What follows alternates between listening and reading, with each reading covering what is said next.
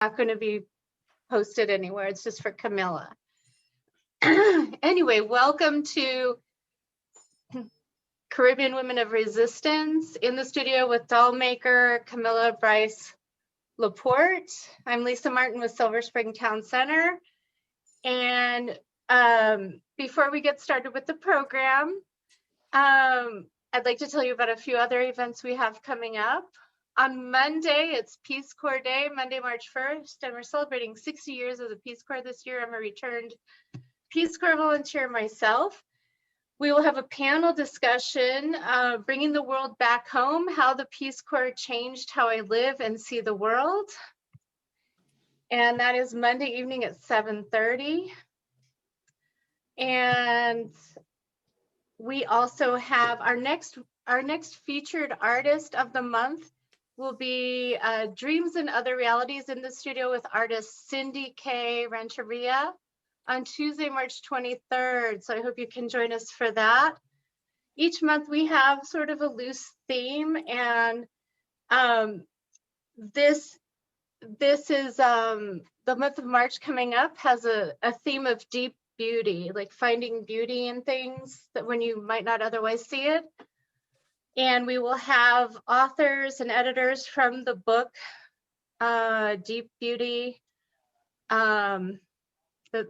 It's Thursday, March 27th at 7, and it's Deep Beauty, finding beauty when the world is on fire. And that's with local authors, essayists. Sorry, I have one participant who keeps trying to come in, and I'm clicking to let them in, but they keep popping back. Maybe they need to call back in. So if you know anyone having trouble getting in, they might want to check their internet connection. Anyway, we also are doing comedy each month, and we're starting a new trio of comedy shows. On March 10th, we have Comic Superheroes hosted by Wayne Manigo, and we have an array of fun and funny comics lined up. That's Thursday, March 10th.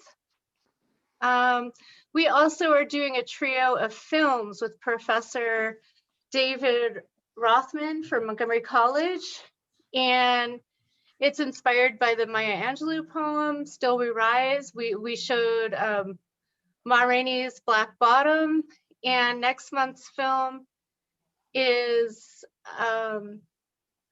next month is not a film, it's actually the series on Netflix, Self-Made, about the Madam C.J. Walker story. It's a really good show. I've watched it already. And then we'll have Michelle Obama's Becoming, the documentary, in April.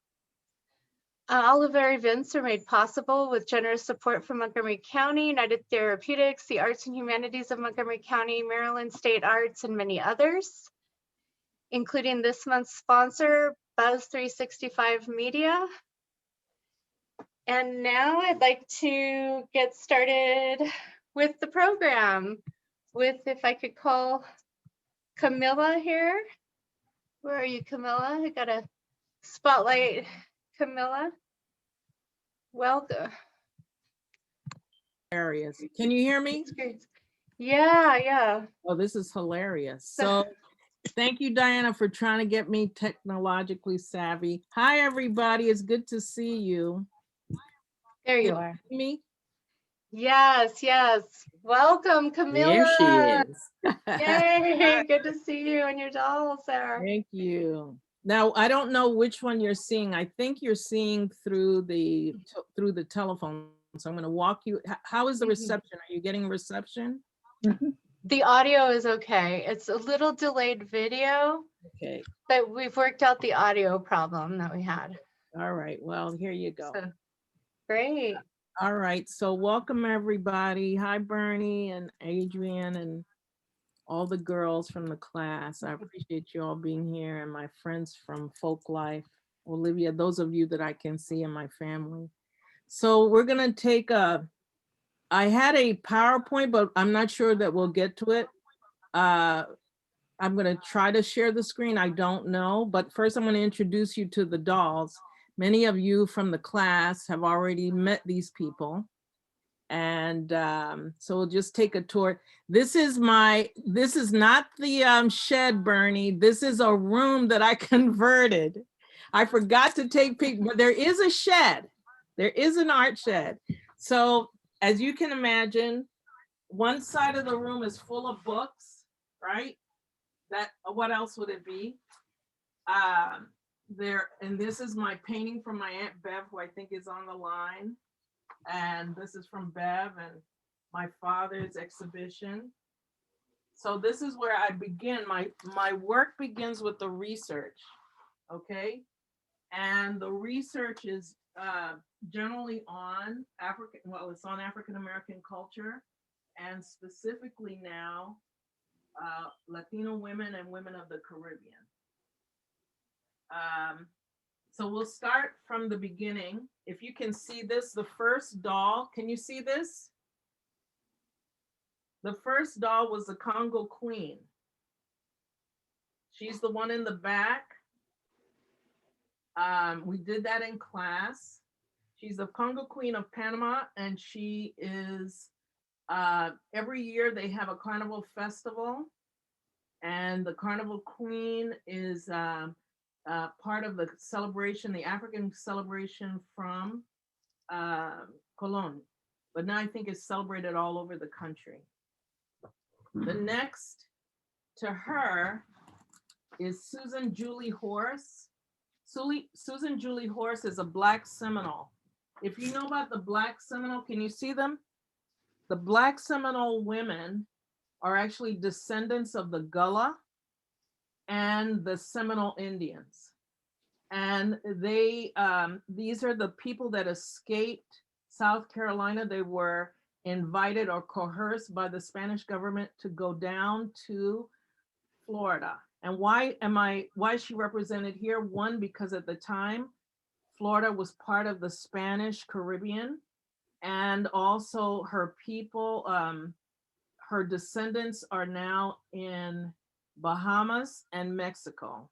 And I believe that the Smithsonian did a program on the Black Seminole, the Muskogos. So her descendants would be the Muskogos and the Black Seminoles of the Bahamas.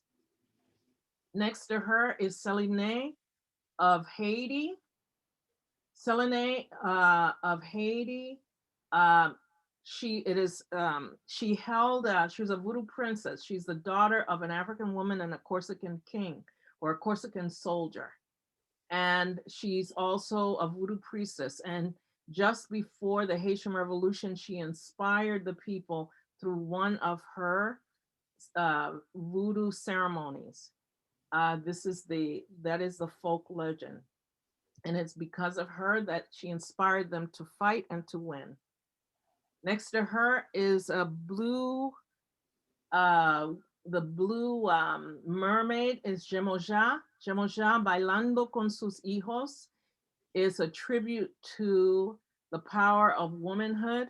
Yemoja is an Orisha. She's part of the Yoruba culture that exists throughout the Caribbean. And this year, she was inspired by all of the work that women, the women that gathered for the marches and inspired the win and the election of Kamala Harris and Joe Biden. And Camila, you mentioned before we started that people are welcome to ask you questions along the way. You're welcome to ask questions. All of my classmates know these dolls, but yes. Yes, Lauren says she's excited to see Camila and our class.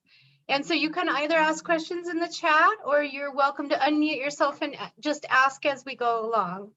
We had a great class. I guess we're mostly all senior women. And as it turns out, everybody was involved with historical reproduction of some kind. And everybody did it differently. And so at some point, if you all have your dolls or if you could talk about your work, it would be wonderful. I'm going to go through the process here. This one is probably the most contemporary. Most of my dolls are based on folklore, people that existed during the era of slavery. This one is the only one that did not. This is Celia Cruz. She's my Cuban representative, and the reason is, although Celia Cruz is a devout Catholic, her music is based on, a lot of it celebrates Lukumi. That's the Yoruba tradition in Cuba. And why is she dressed like this? I wondered why. This is when I realized what I was doing. That these people have these faces because when I was a child, I went to, and maybe Lilia can tell you, I went to this one, not a child, I was a young woman. And my aunts took me to a place in Portobello, and there was the Shrine of the Black Madonna. And it's amazing what sticks in your head. And the way they were dressed, there was something about the experience that stuck with me. So all of my dolls, for me, reflect that experience. Um, Next to her is Anta Njai. She's actually, Anta Njai was in, she's also known as Anna Kingsley. And she is from, also from um, Spanish East Florida. What's remarkable about her, there are two things that are remarkable. One is that she was captured in Senegal. She was married to a man by the name of Zechariah Kingsley, a British person living and working amongst the people of Cuba, the Spanish people of Cuba, the Cuban and the Spanish government in Florida. She happened to be very smart. She bore him 4 children and ran his plantations. When the Americans were coming to Spanish Florida and they threatened to take the plantation, she contacted the Spanish authorities and let them know. They sent a boat to pick up everyone on her plantation, and then she burnt it down. And because of her loyalty, the Spanish government gave her her own land and her own slaves. If you ever get a chance to go to the Kingsley plantation, you'll see that it's set up like a village compound. And she has her own house. Her house is gigantic, and his house is even bigger. And the people working for them, the enslaved, all have homes on the perimeter made out of something called tabby. And tabby was brought to the United States. It's like a shell, a cement mortar it's made out of shells. Well, the other thing that's interesting about her is that she's cousin to Gorgie and Jai. I didn't know at the time I was making her that that's who she was. She's called the Lost Princess, that her family didn't know what happened to her. And they found out just shortly before Gorky passed away, and they were able to reunite with her. This is also your Camila? Yes, I hi. also wanted to say that, she's a great grandparent of Janetta Coles, of Dr. Janetta Coles. Isn't that amazing? Yeah. And Janetta was a friend of she is a friend of my uncle's, who are hopefully still on the air. Isn't that amazing? So she's dressed. This is not how she would normally dress. She actually used to dress in an African attire or something similar to it. There's a description of her walking along the shores of Cuba and Haiti, when at some point the American chased them out. They went to Haiti, she came back, and there's a description of her walking along the shore with her entourage. But I dressed her in this attire. Our assignment was to find lost pieces or pieces from a thrift store, but I dressed her in a mantilla and with the cross because she became a devout Catholic.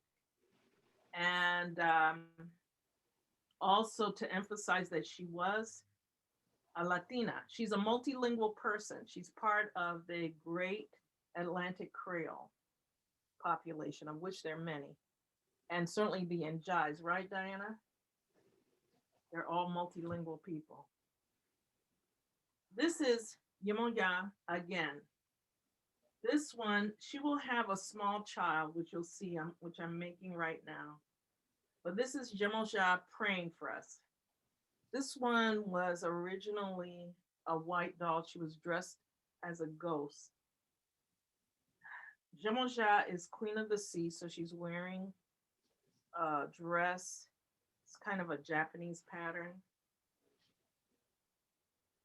She has one shell, and the pins, pearls, and the cowrie shell are representative of her.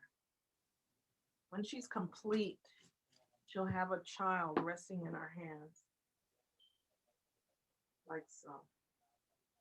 This is the beginning of the child. Can you see? And the Yemoja, for a lot of the enslaved believe that the people that were drowned at sea, either by suicide or deliberately thrown overboard, were rescued by Yemoja. And when I created her, I was very concerned about all of us, and we needed rescuing. So this is my take on please save us. Next to her is Grand Nanny. This is Nanny of the Maroons. Let's see a thread out here. So Nanny was a Maroon Ghanaian, Ashanti, and she is one of the national heroes of Jamaica. Nanny and her brothers terrorized the English on the island of Jamaica. Her objective was to free her people. Like other Maroons, she ran into the hills of Jamaica and created her own society. There is a town named after her. She caused so much havoc that the English government gave her her own land and with autonomy, with the promise that she wouldn't raid and steal slaves. Well, she couldn't keep that promise. So they went after her and eventually killed her. But she inspired many people and led many people, and she speaks to the character and the spirit of Caribbean people, I think. Not only that, but we are descendants, my family are descendants of some of her followers. Great. And Camilla, if I could add about Granny Nanny, Yes. there's an anthropologist, Harcourt Fuller, who is from Jamaica, but he's based down in Georgia at one of the universities. He is an expert on the Maroon people, and he's going to do a talk for us. He brought the Granny Nanny performers to Silver Spring a few years ago. Maybe some on the call had seen that. And then he's working on a project now on Black money inspired by people in the African diaspora. So he's going to do a talk for us probably in June. Okay, great. So thank you. And I love that doll. Thank you. She's wearing the leaves. Grand Nanny was a guerrilla fighter, and she taught her men how to camouflage themselves. She would dress them like bushes. So they were up in the mountains, the Blue Mountains, and when the English came, they would ambush them. And because they were dressed like bushes, they didn't know that they were coming. And this is supposed to be flames. She would burn down the plantations or whatever she needed to burn down to make her point. That's where I like to look at it. This up here, can you see? Behind her, this picture back there, that was one of the inspirations. And I think if the Panamanians there are here, this is a painting done by Hendrix Kelly. He was a resident of Washington, D.C., a Panamanian-born painter. And that painting inspired a lot of the work for me too.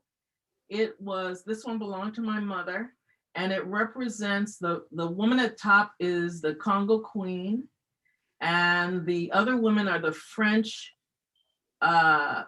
immigrants that came, French and Caribbean immigrants that came to Panama to help build the canal. And each one of those women represents a different country. Next to her is, her name is Mattie Lowe. Mattie Lowe is a Georgia farmer. She represents the Gullah people. What's amazing about the Gullah people, like the Garifuna, is they've maintained so much of their culture, and their descendants go throughout the Caribbean.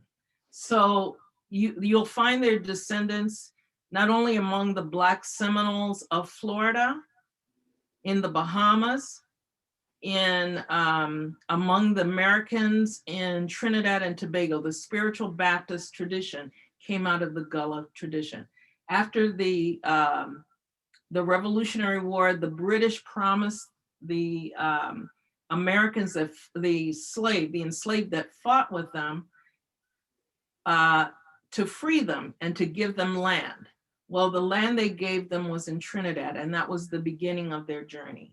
They endured persecution even in the country of Trinidad, the spiritual Baptists, because they felt free, or they wanted to worship as they wanted to worship, which was a more African base. It was still Christian, but it was a more of an Afro-Christian tradition. And many of the songs they sang, similar to the Muskogos, they still maintain those songs that they learned through the Gullah tradition. But they're sung, with a different rhythm. One is truly Caribbean, the other one is truly Mexican or Afro-Hispanic. This one here, holding the baby, that is the mulatto Solitude of Guadalupe. Solitude was born of an African woman and a white man, a Frenchman, and she was enslaved in Guadeloupe. And before the French Revolution, these people were actually free. When Napoleon came into power, he determined that they needed to reinstate slavery.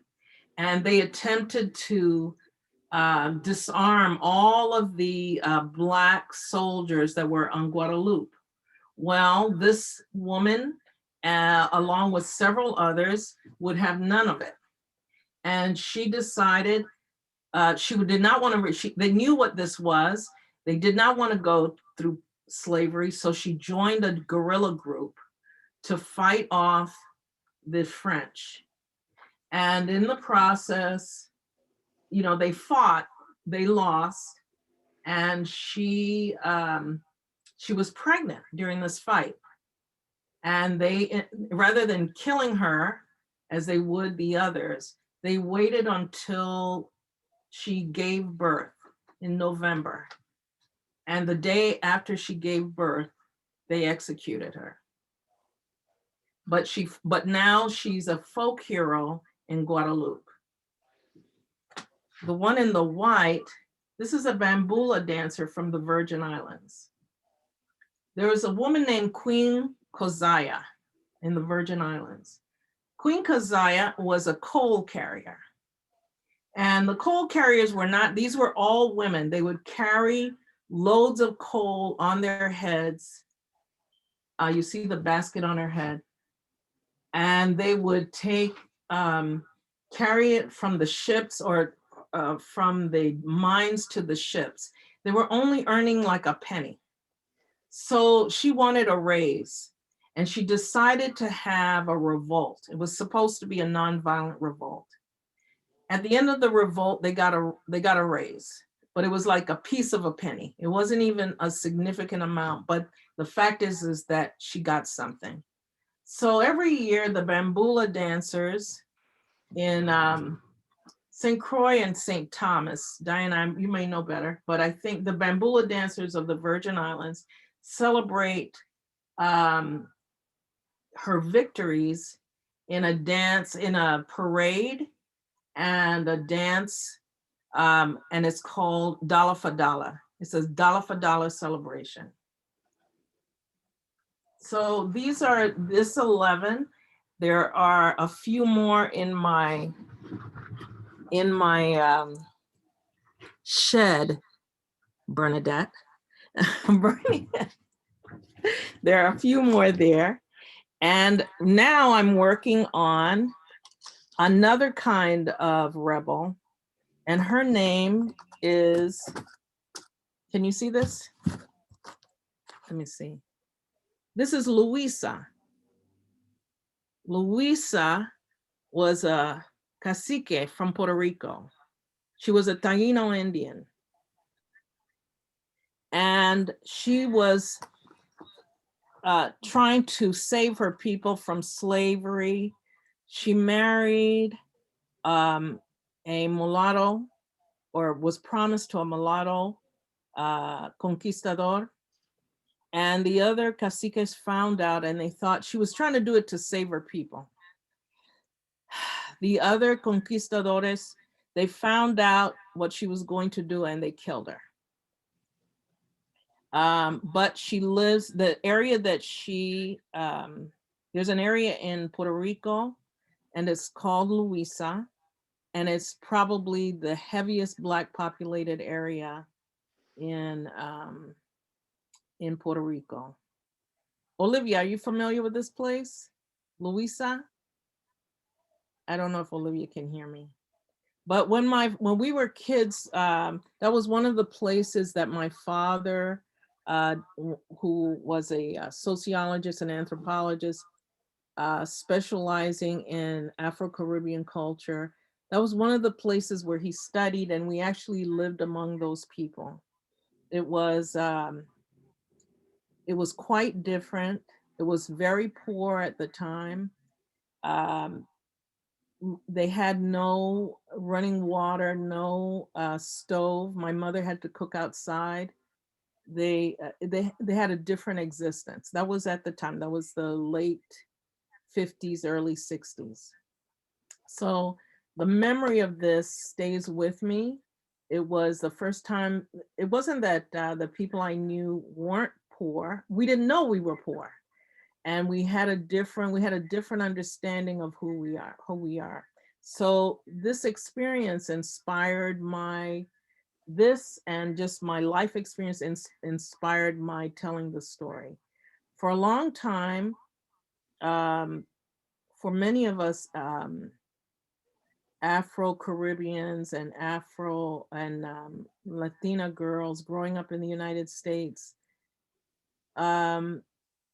especially in the 60s, there seemed to have been no place for us. There's no recognition that we were here. There was barely any recognition that African-American women or Hispanic women were here. So somebody's talking. Could everyone please mute? I'm trying to catch people. So we just let new people in and there. Okay. All right. So when I, there was a period of time when after a while, it gets to you. You feel like you don't belong. You're looking for a place of belonging. You're looking for acceptance and people who understand and get you. And really, when you're an immigrant and this is most of your life is here, you don't really belong anywhere. You're sort of in this nebulous place. And putting the dolls together helped me retell my story. And in the process of doing it and doing the investigations, I realized that there were other young women especially now contemporary immigrants who are going through the same thing. So the dolls are childlike because it's intended for young girls. It's intended to draw them in. They don't look, they're very pretty rebels because with the exception of Nanny, well, there's several of them would have done warfare. Susan Julie Knight, who's dressed as an dressed as the Black Seminole. Remember at the time, Black Seminole Indians, Black Seminole people were being hunted down. They were driven out of Florida by Andrew Jackson. They had 3 wars with him. They won 2, lost 1. The agreement was that they would leave and go on the Trail of Tears. They went on the trail. They took a boat from Tampa. I mean, a boat from Miami, went across to Tampa and did that Trail of Tears. And when they got to Oklahoma and the Indian Territory, the Indians wanted, the other Native Americans, they wanted to enslave them, and they would have none of it. So they kept going. They went into Texas, and they were in a fort until the US government required that they be expelled, and they went further south into Mexico, all along the way, fighting for themselves. And when her husband, John Horse, or they call him Juan Caballo, he was a bilingual Black Seminole, and it's not clear whether his family came directly from Africa or if he was also a Gullah. He was also multiracial. He was also multilingual, and he served as a scout. He served as a warrior, and he served like an ambassador, speaking for his people in the highest offices of this country. When he was gone, either speaking to the American government or the Mexican government representing his people, his wife was left vulnerable. She had to be able to ride. She had to be able to fight.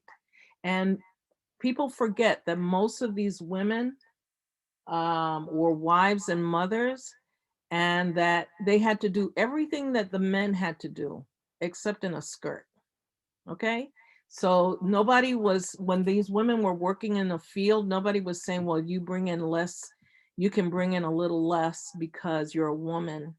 No, they had to perform as men and give birth and run the household at the same time. So what I'd like with this collection is for it to be shown somewhere where there's children. I'm going to have, in order to do this, I do a lot of research, as you can imagine. I would like it to be accessible. And when people talk about, Sojourner Truth or Harriet Tubman, they should know that the experience of women in the Caribbean and in Latin America is global. It's not just one thing, it's regional. We're having the same experience. We have been interacting since the 1500s. Black and Hispanic people have walked in the America. That's why you have something called California, Montana. Where do you think those names came from, right? The Carolinas, all of that. The Black and Latino, well, they weren't Black, they weren't Latino then, but the Spanish and African people discovered these places. They ran into these places. And we have to be part of the American story as well, especially as the diaspora of Black women and Latin American women is changing. Our consciousness of ourselves is changing. So we have to be inclusive in this. So there, you can see I have a lot of books, but there's some that I want to recommend to you before I start working. There's a book that the Smithsonian put out a long time ago. It's called The Female Immigrants to the United States, the Caribbean, Latin American, and African experience. It was done by my father and Dolores Mortimer. It still rings true. There's a book by a woman named Marta Vega in New York. It's Women Warriors of the Afro-Latino Diaspora. And in this book, she not only covers the areas that I cover, but she also talks about the plight of the Andean women, the women in Venezuela. You need to take a look at that if you can. There's a book called Songs and Stories of the Diggers' Sons. This talks about the experience of Caribbean people in Panama. And it was horrendous. You know, they went through horrendous hardships, but that canal got built. And some of that land that the canal is under is floating on top of actually belonged to, we met a couple of the people who owned that land. So it's important that you take a look at it. Marta Vega also talks about the altar of my soul, living traditions of Santeria. When these Caribbean people came, the Afro-Latinos came, they brought with them their own traditions. They may have been Christians, but it was an Afro-Christian. It was infused with a lot of African imagery, a lot of, especially from the Yoruba, there was a lot going on. But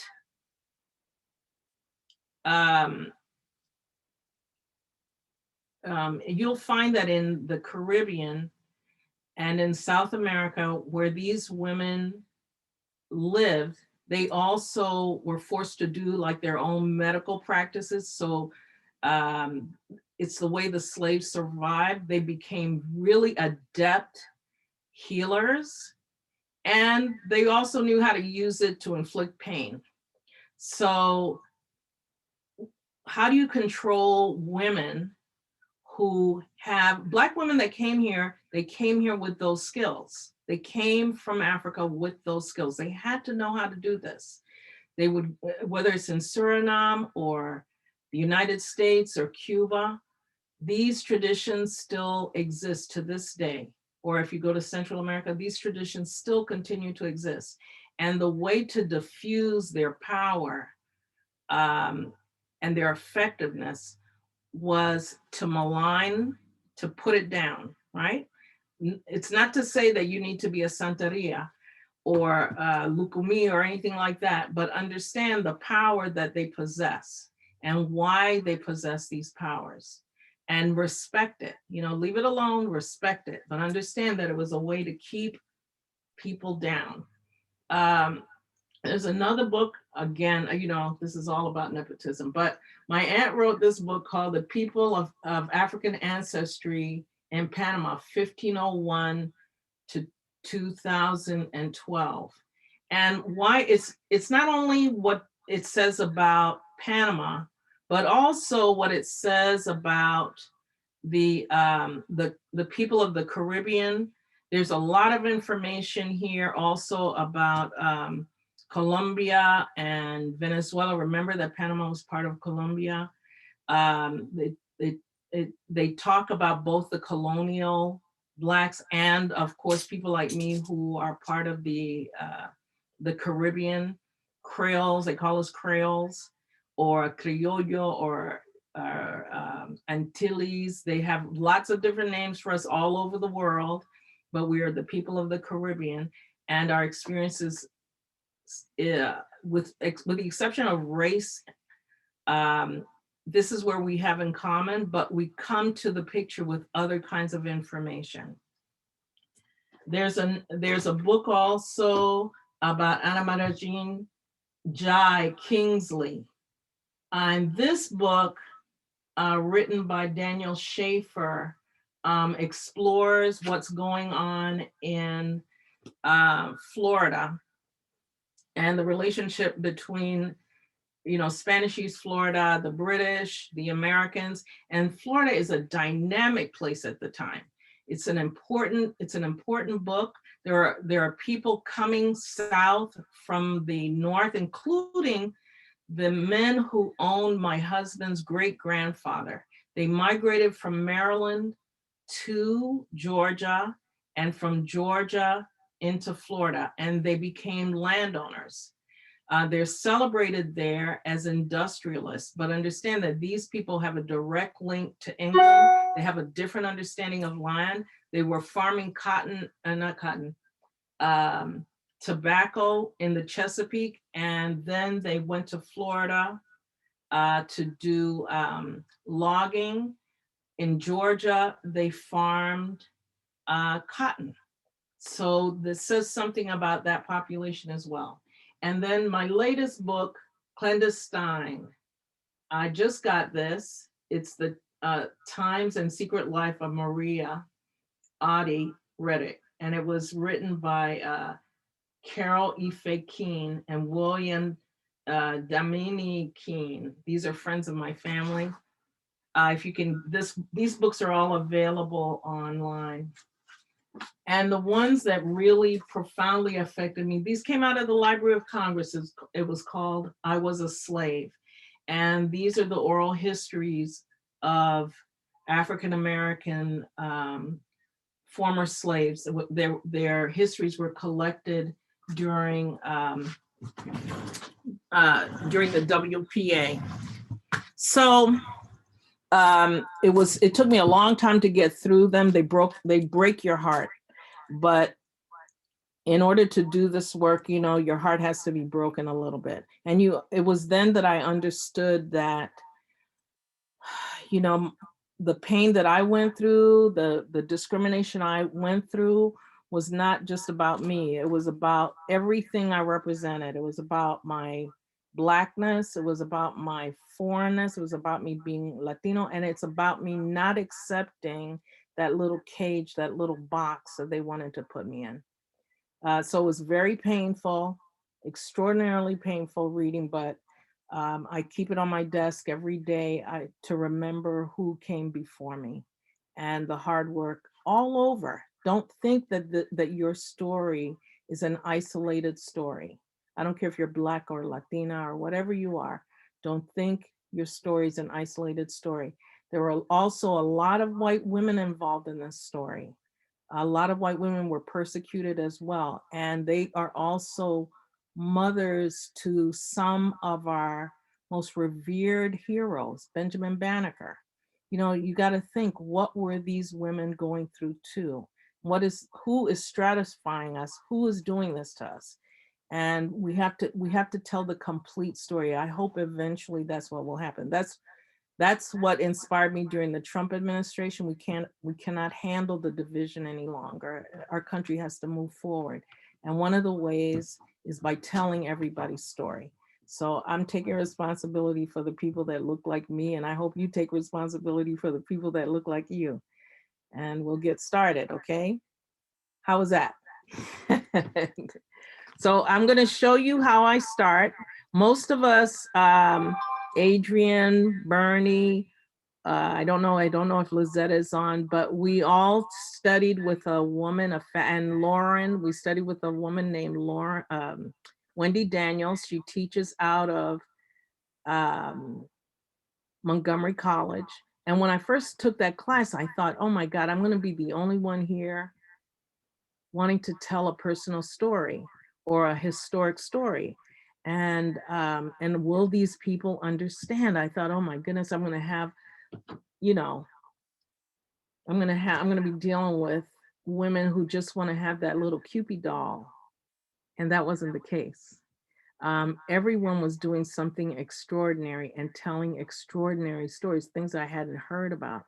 And they brought such skill, which they'll tell you, I have a sewing machine and it is a joke, but but I've learned how to use glue, and and I've learned how to develop patterns that are simple. And but you know, I might have 4 or 5 patterns, but I can manipulate them, right? This pattern and that pattern are essentially the pattern for this doll and this doll are essentially the same. But I can manipulate them with nips and tucks to make them tell a different story. And part of them being on the cone, one of the things my dolls are all on cones. Well, not all of them, but most of them, is that you can move the fabric and create a different story, right? You can put another thing underneath there and create movement or create a butt or a line. So it's just another way of doing this. So we're gonna, let's see, we're gonna get started. I'll show you how we get started. And maybe somebody can share. Who has one of their dolls? Bernie, who has a doll? Adrian, so does somebody have a doll in there? What do you want to see? Let me see what you got. Let me see show them what you're doing while I do this. All right. So for those of you that were at, what was it? The museum. Yes. This is the costume that I worked on at the museum, but now she's on the doll. So this is the costume on the doll. I just recently finished her hat. Beautiful. Thank you. I do French antique reproductions. And so Linda and I have been going back and forth about parasols and Adrian helping. And I finally did come across a frame and a good pattern. So that's another project that I'm working on. And also I've got a draft costume coming up that I'm working on, a totally different costume. So I do French antique reproductions, of course. Can you tell them the history of antique reproductions in Africa? Do you remember the story with African Americans and the European reproduction of those dolls? Not sure what you're getting at, but basically the dolls that I do were created in France in the late 1800s, like 1870 something through 1897. And there are several different kinds. The doll that I just showed you is called a Jameau. And there are what I call brown dolls. There's also really black dolls that the French actually did recreate or did make. So after slavery, well, during slavery, what was popular were like those topsy-turvy cloth dolls. So it was where they're called now they're called slave dolls. And Black women would make them for their children and also for the white, masters or overseers' kids. And those dolls represented Black life.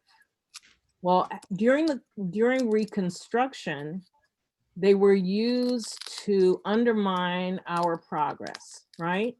They were turned into minstrels, and rather than appreciating the artistry, because there's true artistry involved in those dolls, they were used to create stereotypical images of us.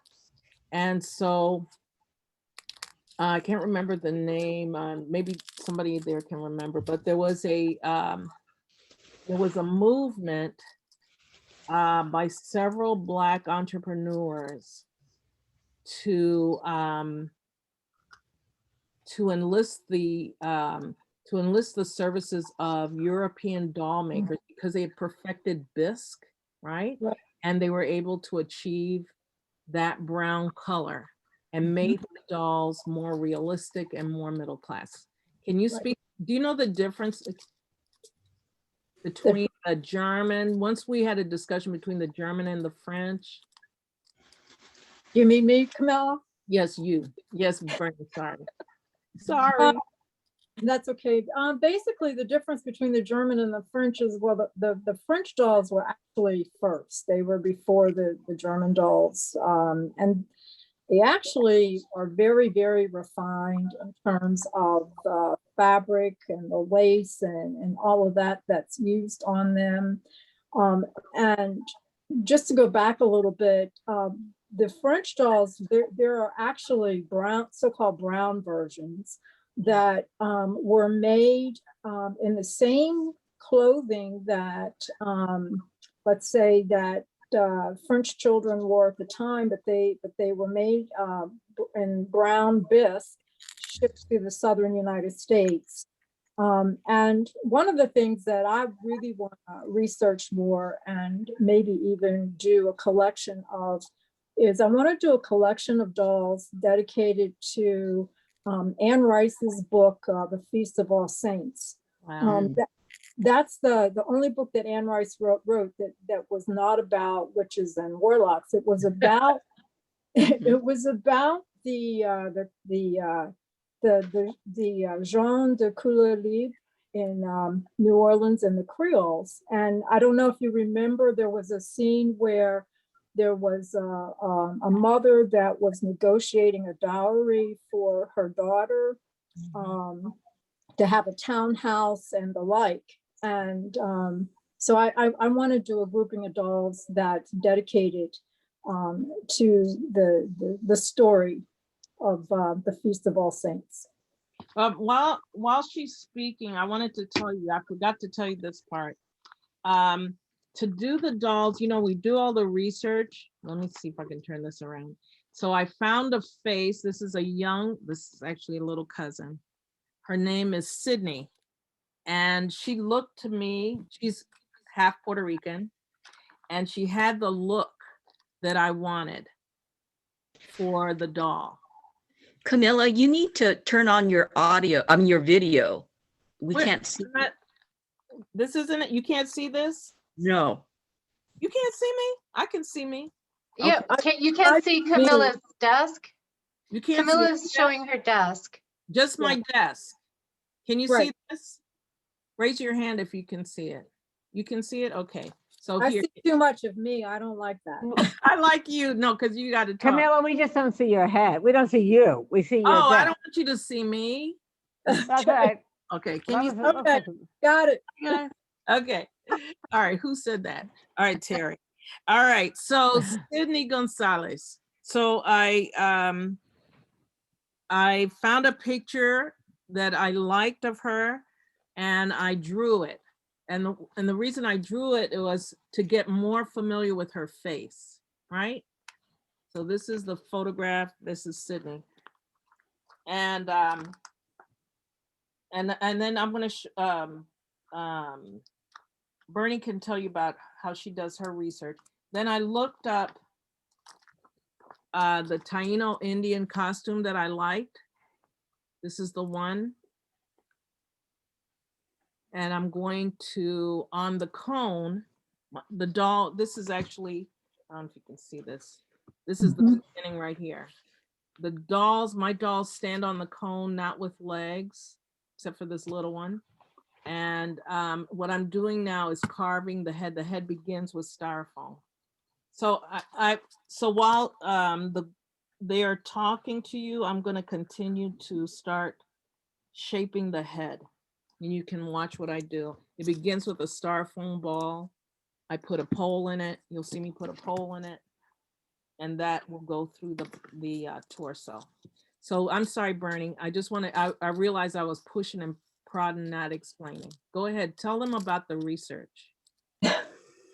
So as I said before, well, there's three main kinds of French antique dolls that I love. There's one doll that is called a Bru, B-R-U, that is after the creator Leon Casimir Bru. There's another doll called the Jumeau, who that doll is fashioned after the manufacturer Emile Jumeau. And then there are also Steiners. And so my research, I'm in my studio, and I, like Camilla, I have books behind me that were written by one in particular. There's a French scholar of antique dolls. His name is Francois Temier, and he is a noted scholar for antique dolls. He's written the Brew book. He has written the Jameau book. He has written actually an encyclopedia of French dolls with his wife. And so and there are many other books that I have surrounding me, and I research what I do based on, because I want my costumes to be authentic in terms of what was appropriate at the time. And so when I sew, I can't use any technique or items that were not in existence at the time, which is really challenging for sewing and interesting. And so I just go through my books and study the painting techniques and also the costuming. And so there's, I guess you could say, two parts to what I do. I first either make the doll, paint the head, and then once that is completed, or I have a head that I find acceptable or I think is acceptable, I start on the costuming. And I make what I draft costume and to test the pattern, test the fit. And then once that's all done, I go ahead and cut the good stuff, the silk and the like. That's it in a nutshell. And, you know, the other thing is some of the early Caribbean dolls were made exactly like that. They were made, well, they were high-end dolls. They were made for an elite clientele, probably planters' children's, right? Children's. Right. You hear that? That's on the end of the end. That's what I get for hanging out with children. And they were made with that in that technique. It was more of like a novelty doll. Who else? I have a question. Yes. Camila, when I was young, I remember that my aunt, on the top of the bed, my aunts would have, my great aunts would have these dolls that whose I think that the tops were manufactured, Yes. but the bottoms actually were crocheted, and they were these really large crocheted bottoms, and they would always be on the top of the bed. Yep. And I mean, I grew up, and I grew up with them, but I also, and my mom is from Guyana, and she also gave me a doll, which I wish I still had, because she really wanted us to keep it. And it was the doll given to her by someone, given to her mother during the era of Queen Victoria. Wow. And and I cannot believe that, you know, at the time I was like, well, what do I want with this, you know, this white china doll? But and I'm not sure what has happened to it. But Go find it. Probably worth a lot of money. it is. She told me that it would be worth a lot of money already, but I think I know where it is. But I don't know.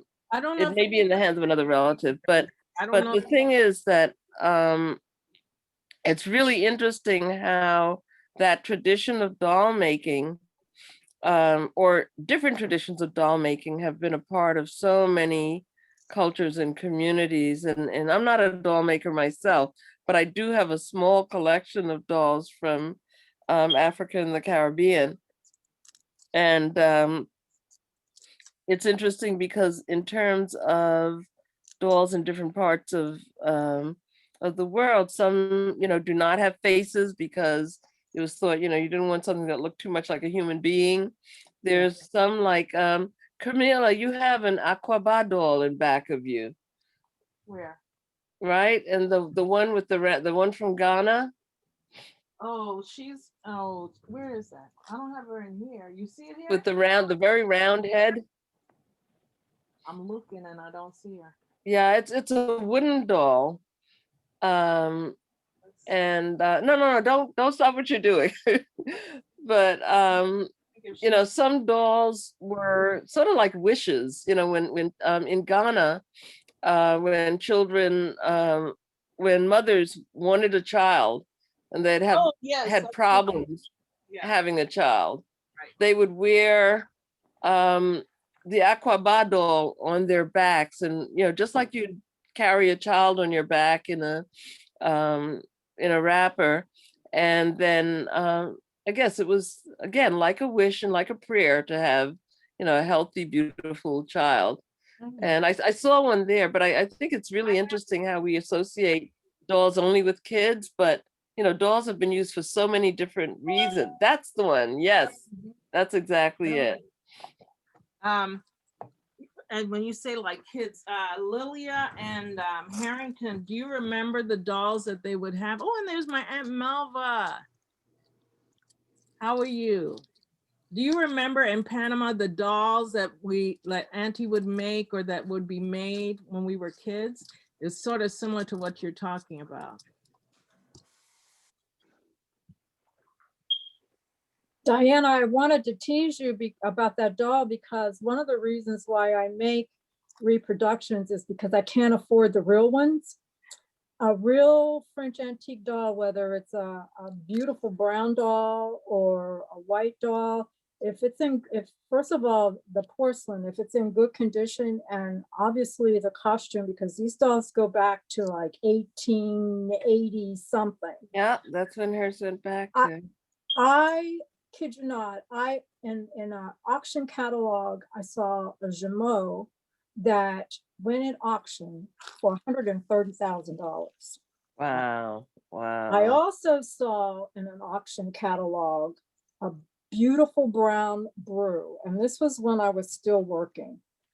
Beautiful brown brew, and I actually thought about how could I borrow against my retirement to get that doll, because at the time I had so many more years to work, and if I bought that doll, then I could have time to pay back into my retirement. So it's a lot less expensive for me to make reproductions than it is for me to even think about buying an original. Yeah. How much goes into what's the cost, Bernadine, of making this? A really good and reproductions, those are copies of real dolls, and you don't ever, I just want to make it clear that I don't ever try to pass off a reproduction as original. Anytime I make a doll, I incise my initials on the back of the head with the year that I made the doll, so that if anybody bought it, they would know it's a reproduction. But good reproductions can go for thousands of dollars because of the amount of time that it actually takes to either paint a really good head. You can make the wigs by hand out of really good material. The fabrics are usually silk, like Dupioni silk or China silk. And so, yeah, and depending on the size, I mean, reproduction dolls can go from what we call 12 or 14 inch. Those 12 inches are the smallest that I make. And I'm looking at some of the bodies that I have now. I have a body that goes up to 24 inches. So she would be about a 28-inch doll. So depending on what I put into that doll, it could be maybe $1,200 or $1,500. Wow. I wanted to flip. Melva, are you there? I'm here. Can you talk about, do you remember dolls when we were growing up or when you were growing up in Panama? Well, yes. My recollection of dolls really comes from when my father, he was somewhat like the Santa Claus in our family. And I remember one Christmas where he surprised us all by getting black dolls. That was, I'm calculating, may have been 60 years ago at least. But I'm also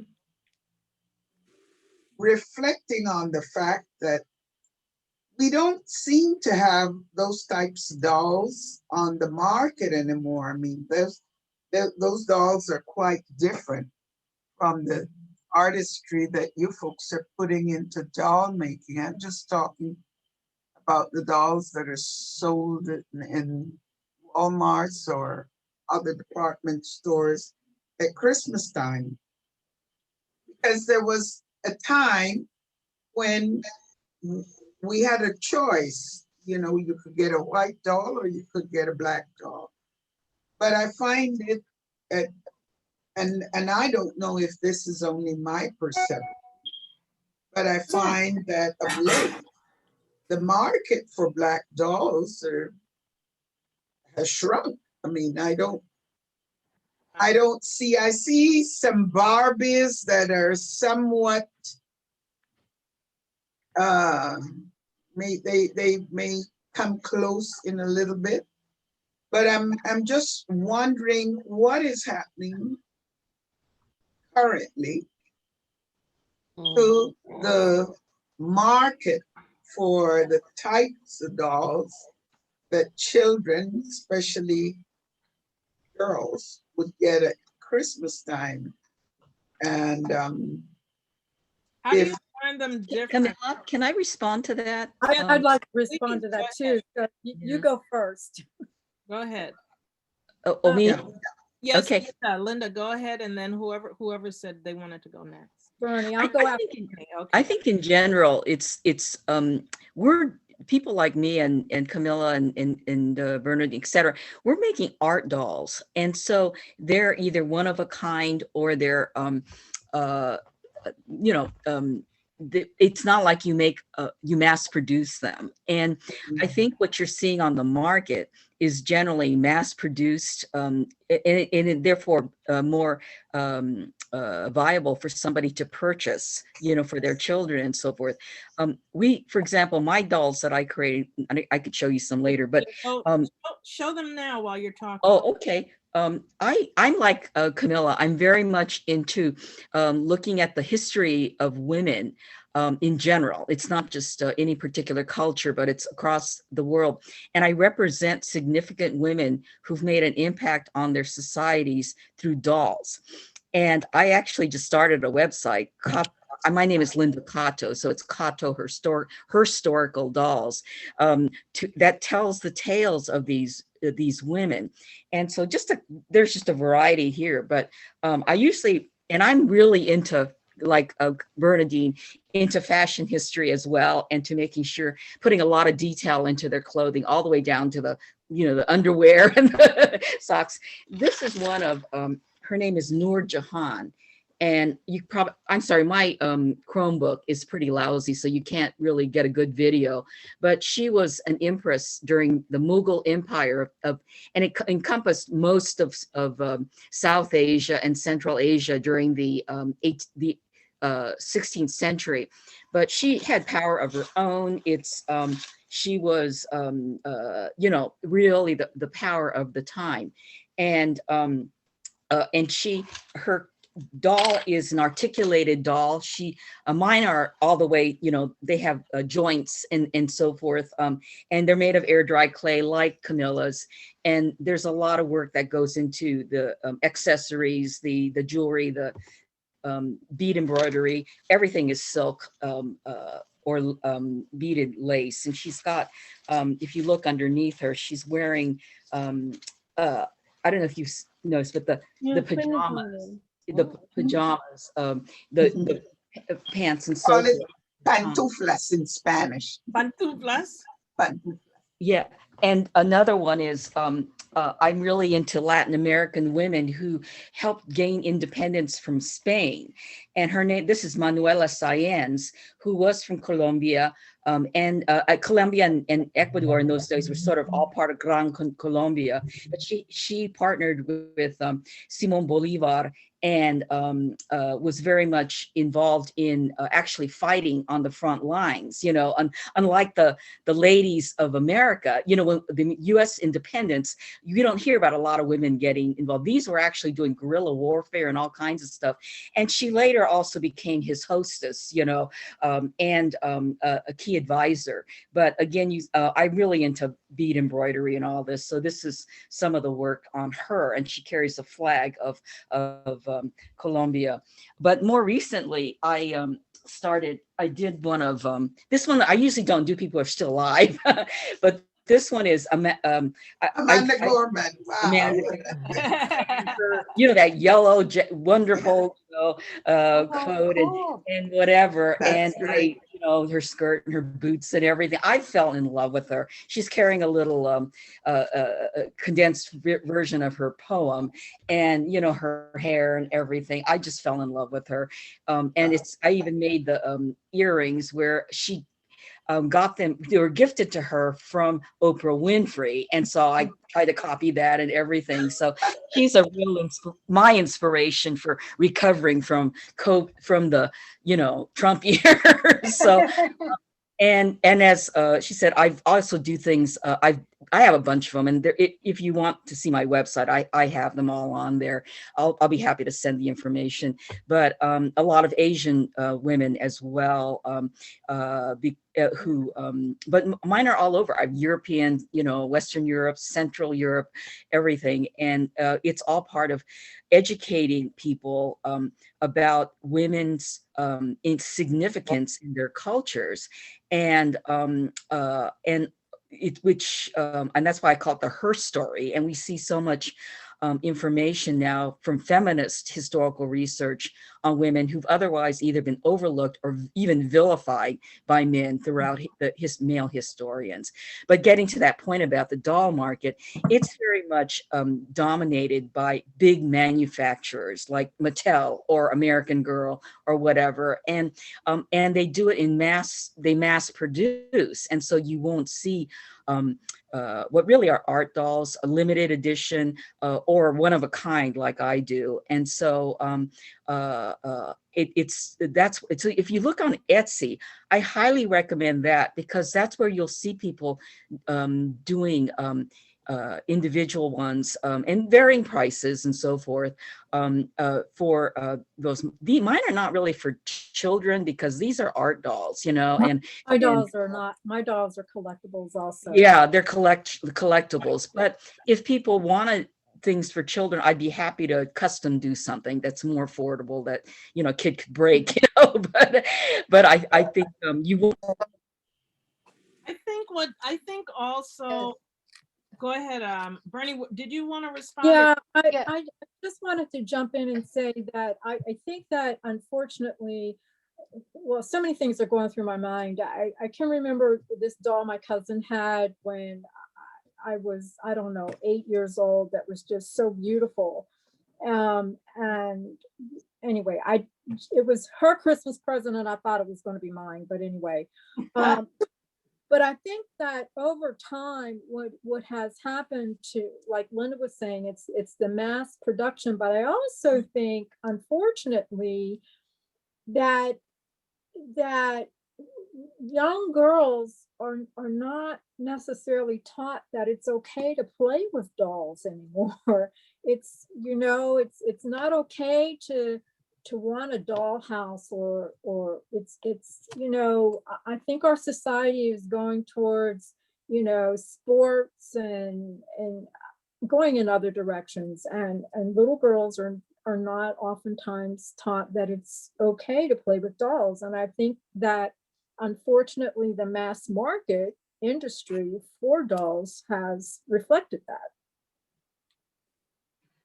What are your thoughts, Adrienne? What are your thoughts on that? And ladies, could you please share your websites in the chat? People are asking. Yeah. Okay. And Adrienne, you just need to unmute. Yeah, hi. It's not something that I'm really familiar with in terms of what's available now. Of course, I took the class. My dolls sort of run the gamut there. I have white dolls, I have black dolls, I have mixed race dolls, and they're art dolls as well.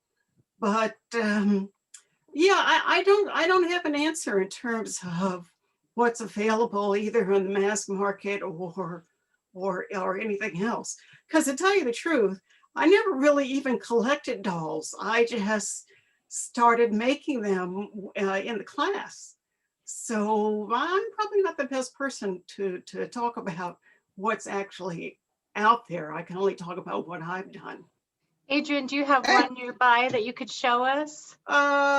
If you hang on a second, I'll see if I can grab one. They're in another room. Okay, and also Camila, I'm going to bring you back on video. If people are asking if you could describe what you are doing. Oh, well, I just made a mistake. So this is why Linda doesn't like the clay that I use. Linda, are you there? Where's Linda? Well, Unmute, Camila, unmute. why, until you get your mistake corrected, can I just add a little Yes, please. extra? Yes, Yeah, the reason I asked, you know, I know that you folks are into very special art here, and I'm really blown away by the work that goes into it, the research that goes into it, to the work you do, and I have a tremendous admiration for you. But one of the things that I'm involved with here, we have yes, I am part of the West Indian Museum Society here in Panama, and most of what we do, we try to promote a healthy respect for Black culture. We get donations to give gifts to the children of Panama at Christmas time. And over the year, we've been doing this for about 20 years in conjunction with the US organization. They send us the money and we buy the gifts here. But over the years, I've noticed that the manufactured Black dolls on the market have been significant. The amounts are significantly reduced. This past year, I could not find any Black dolls. We still find, and I agree with the lady who said that, yeah, maybe young girls are not playing with dolls as much or looking forward to get dolls as gifts. But there still are some young children who do expect to get dolls as gifts. And I remembered when we were growing up and my father brought me that first Black doll, how much of a change in my attitude, my perspective towards life and towards respect for Black people that made in my development.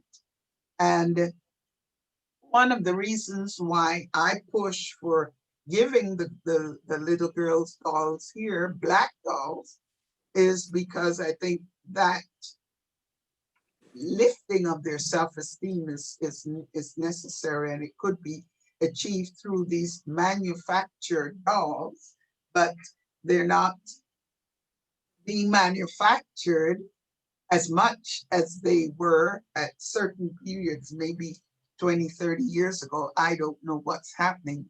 And I'm asking, you know, is it that Black families are not interested in purchasing Black dolls for their kids? Like someone else said earlier, some children get, you know, from progressive minded parents, maybe girls may get discouraged from playing with dolls because of that. And maybe just in general, they've gone down. I think there's also something else at play. And one is that the women from my class, and I don't see Lizetta, but they are doing historic dolls that tell a real story about women.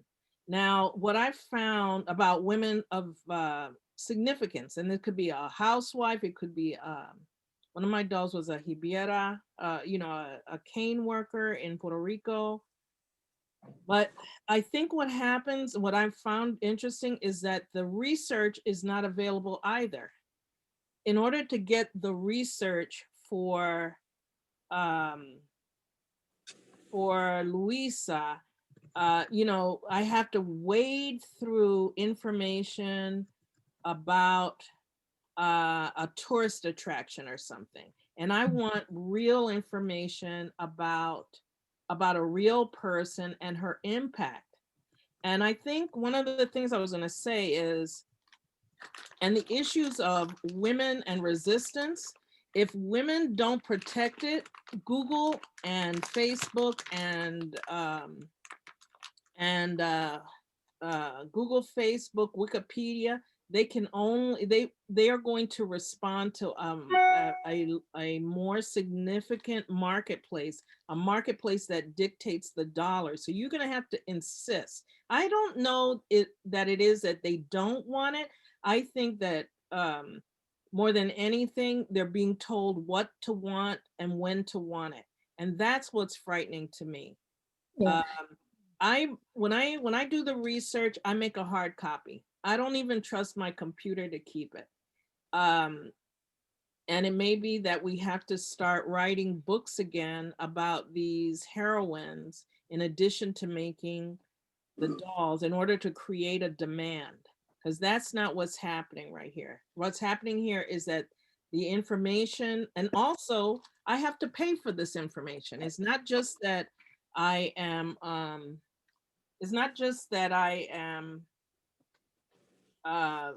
searching for it. Once I find it, it's because I've paid for it.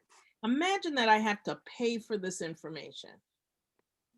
That's ridiculous. So I think that I think that there's not only a lot about, and this is before we learn really about our own cultures, about the depth of what these people achieved. Like half the characters that Linda and Bernie and Adrian come up with, I've never heard of before. This is one of the beauties of that class, is that I'm learning something about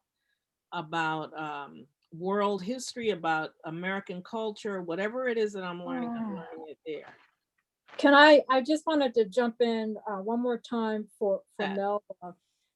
I don't just do antique reproductions. I concentrate on them, but I also have a line of dolls that I do that are called modern dolls, that look like you and I, people of today. And I'll just show you, Melba, this is a mold that I have of a black doll. But the part of the problem about the medium that I use is that it is porcelain, and the modern dolls that I make would not be as expensive as the French dolls, because I can use modern sewing techniques and I can use different fabric like cotton or wool or what have you. But the problem there again, for a child, because it's porcelain, if it hits the floor, it will shatter into a million pieces. And so that's the only thing about the dolls that I make. So I do both. I concentrate on antique reproductions, but I also have several molds where I make childlike dolls that aren't as expensive. Go ahead. Who else? I just wanted to point out, there's some comments in the chat. Alicia Gonzalez says, I know when I've gone shopping specifically for black dolls, the available inventory is definitely less than white dolls, but I've also found the cost of black dolls are more expensive than white dolls, which sadly makes it difficult for some black families to afford. And so Tammy also was curious to expand on what type of dolls were you referring to? Baby dolls, Barbie dolls. Mel, I think Melva. Melva responded to something about that, but yeah, mostly baby dolls, not the type of dolls that you folks are working on, which are historic, artistic, and in a totally different category. These are, you know, we give out to hundreds of children. And let's say I would like to be able to buy 100 black dolls and distribute them to the children at Christmas time, but they're not available. Have you tried ordering them online? You know, I asked a friend of mine who was going to who went to Cuba, because I'm told that they produce their dolls there and they sell them at a reasonable price. And she brought me back a sample, which I shared with somebody else, and somebody else has gotten it now. But it wasn't easy for me, because I'd like to have a place where I could say maybe order 100 of these dolls, but that they look like us. They look like the variety of black and brown people in the world. And I find that it's more and more difficult. And I know I'm not addressing the kind of work that you folks are doing, but I think that if a person grows up with having an appreciation for dolls at some point in their life, maybe they can go on to do the kind of work that you folks are doing. I think also that there are, we're looking in the Caribbean and the Americas, but there are also African manufacturers. They're small manufacturers, but they're making dolls, and they are anatomically correct. They're physically correct. And you might consider doing that. They're soft bodied dolls, so that they're not breakable. They're shippable. So it may be, and if you're talking about 100, you know, there may be a way to reduce the cost. So where do they sell these, Camila? I'll send you a link. I'll send you information where you can let's see, I see them at Christmas time, but I'll send you the information that I have, and you can do that. Adrian, 1 second, Melva, I wanted to see, Adrian, do you have one of your dolls to show? Yes, I do. Okay. Now, let's see if I can. This is actually a fantasy doll. It's called The Clockmaker's Daughter. And I was inspired in part because my father used to repair watches as a side business.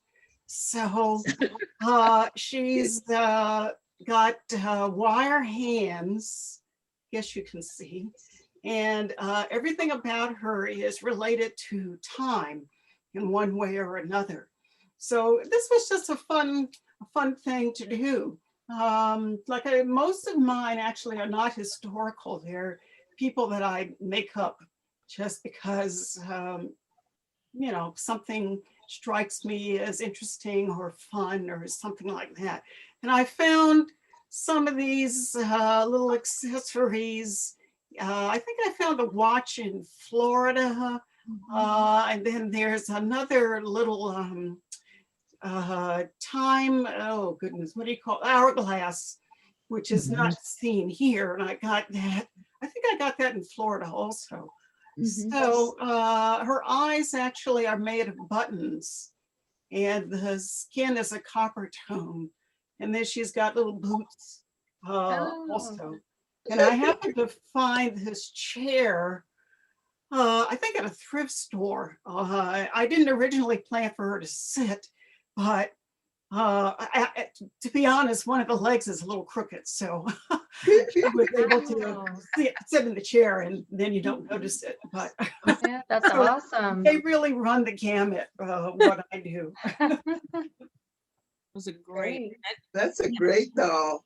Yeah. Please put your website or pages in the chat too, Adrian. Well, I don't have a website. I'm, you know, Yeah. Okay. Do you have another one, Adrian? The Black Santa Claus? Oh, you want to see Samuel L., huh? Yeah, he looks like Samuel L. Jackson.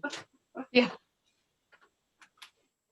Is that the one that is, did he come to Yes. the presentation? Oh, okay, I've got a photo of him. He's wearing green, right? Yes, that's right. That's right. So her face is, Well, I'm engineering. It's going to take a minute because the clay, where's Linda? The She's clay- getting Santa. No, that was Here. somebody Oh, else. no, Linda. Oh, here comes here you go. Santa. Yeah. Let's give Carol Johnson on. Yeah, he's sitting also. We should really send his photo to Samuel Jackson. It does look like Samuel He Jackson. would get a kick out of it. Well, I think it's the hat. Yeah, and the beard. Beard, And yeah. the beard. And Yeah, the attitude. that's him. Yes, and the attitude. That's great. He was dating Yeah. one of my dolls until she left him. That's right. And then he was married. And that was it. Yeah. Camila, Yes, yes. I don't, as I say, I don't make dolls, but I do collect. Well, I found myself with a collection of, and I realized I had a little collection when I was about 12 years old too.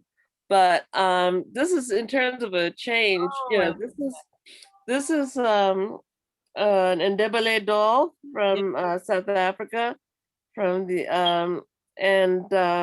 I thought it was really interesting. I've actually, Camila's gotten me more interested in dolls, but what interested me was, you know, the materials and the making, you know, the use of the beadwork and the stuffing, and you know, the hat, which is a traditional hat, but using yarn. yes. And it's very different from this one here, which was made in the Bahamas, and it's definitely it's squishy, and it's definitely the kind of doll that you know a little kid might use Yeah. in a rural Yeah. community. But you see, it's painted by Amos Ferguson, who's a Oh, yes. yeah. Do you recognize Olivia? I don't know if Olivia's still on, but yeah, it's a nice squishy doll. And then these two dolls are from Senegal, and I would say that they're fashion dolls, Oh, that's great. because again, they're, you know, very simple faces, and these are embroidered eyes, and but the beauty is in, you know, The how fashion. they're costumed and how they're wrapped in traditional fashions, and you find them in all sorts of fashions. But they're basically on a wire frame and wrapped. And so just, Beautiful. you know, some of the diversity of dolls, Mhm. you know, Right. from around Africa and the Caribbean. And so I thought I'd, you know, sort of bring them up. Harrington Bryce, can you hear? Great, Harrington man. Bryce, can you unmute? Can you unmute? You prefer me to shut up? No, you're so, this handsome man is my uncle. Isn't he gorgeous? Hi. Beautiful, wow. yeah. I- So, Harrington, can you tell them about Auntie Louisa and the dolls that she made? His aunt, my great aunt was a great craftswoman. Where she's from and how she used that tradition when we were growing up. Well, I don't know. I'm sure you know much more than I do, but a couple of points I want to make. One is, yes, she was. And yes, she had, and I think somewhere there she sent some of her small dolls and some of her, Melba would remember this. The ladies, and she in particular, used to collect a lot of figurines. Yes, yeah. And somewhere there that there is there's a set of them, but she liked to make dolls. My mother did some of them, but nobody did them as dedicatedly as you are doing. and no one did it as dedicatedly as my aunt Louisa did. But let me make 2 points. I was listening to Melva.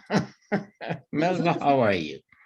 I'm fine, Harrington. But Good to see you. Melva, I gotta share with the with everybody else what went through my mind as I heard your comment about black dolls and your father giving you guys black dolls. Now, her father and my father were very good friends. And I do remember as I was growing up, the very first time I saw black dolls in our house. And I think it was my father who brought them in. I just a little bit off, but I sense some of what Melva is talking about when she talks about giving these young girls black dolls. One of the problems that those men had,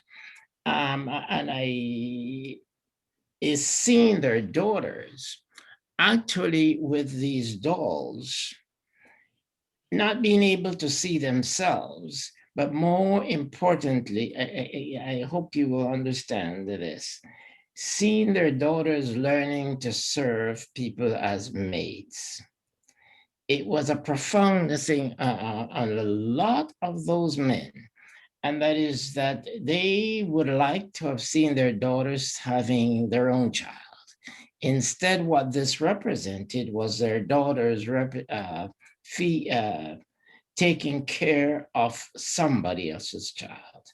The problem in Panama is that that's exactly what many of those women did. And a lot of these guys who were like her father, my father, and that were just upwardly mobile but couldn't get there, were hoping for greater things from their children until Mabel responded that same way.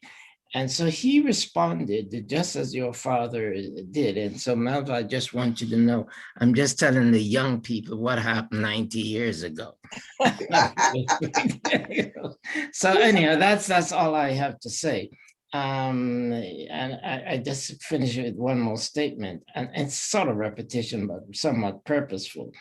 And that is, I see you talking about two different things.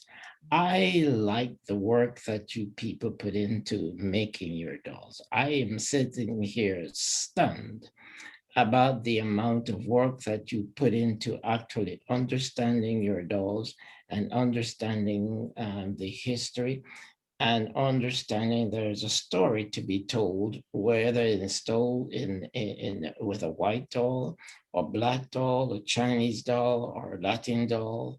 It's a story to be told. When we were growing up we had a lot of Asian type dolls, and that was completely for a different story.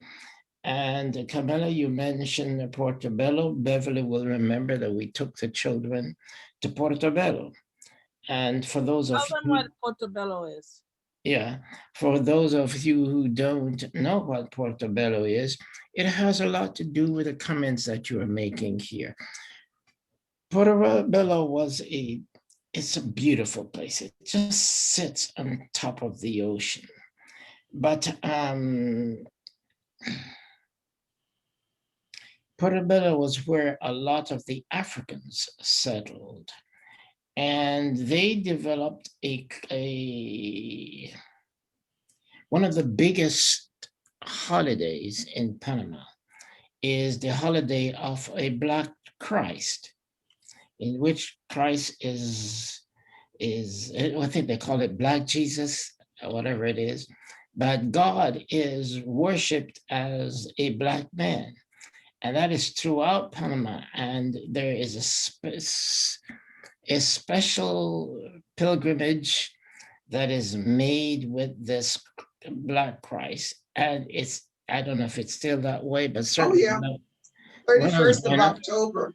It's fascinating because at that point, color did not matter except for color as history, which is what you guys are talking about. Because you see white men forming that line and taking over and carrying that Black Christ. And you, Black or not, you will fight for the privilege of getting there.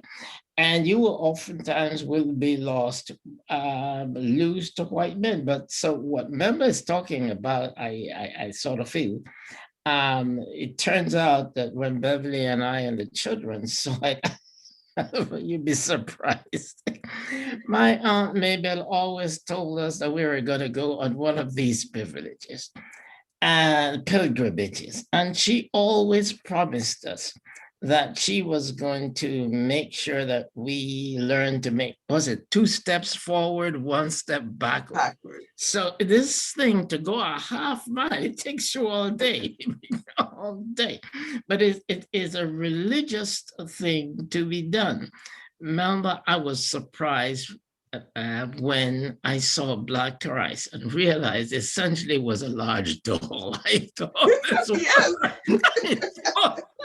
all my life, I was thinking of this huge monument and realized this thing was not, I guess it was Bernadine who says one of her things are about 29 inches or something like that. Well, you understand when a kid grows up thinking of this thing as a big monument and realize that the dolls that you are dealing with 29 inches was just about what this thing was. I don't remember the essential thing, but I want you ladies to understand, I've learned a lot just listening to you, and I want you ladies to understand that I would never have thought and never have learned to appreciate what goes into making a historical doll.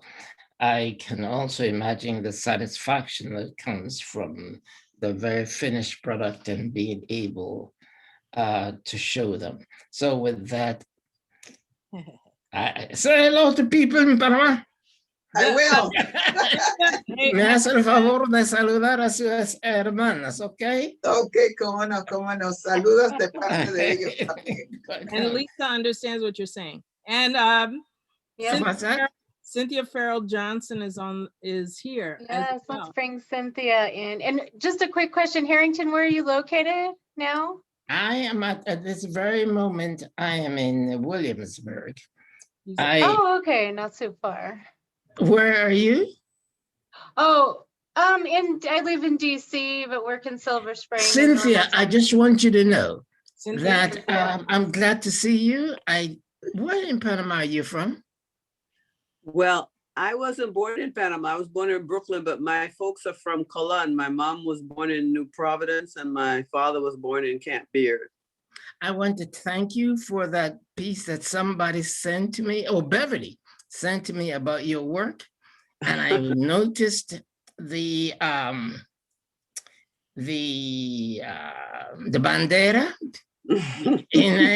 Bandera is flagged.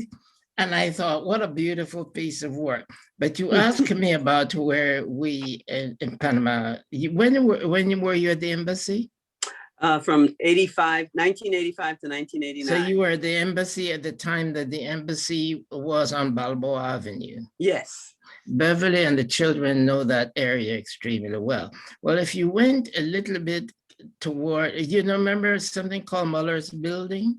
Yes, I have a picture of it behind. La Casa Miller, Yes. which was near to the museum. Okay. Right, it's right next to the museum. I mean, not up, a little bit north of the museum, but that's where we all were born, in that fish market. Oh, wow. There's a big fish market there, and that's where we lived our first couple of years of life.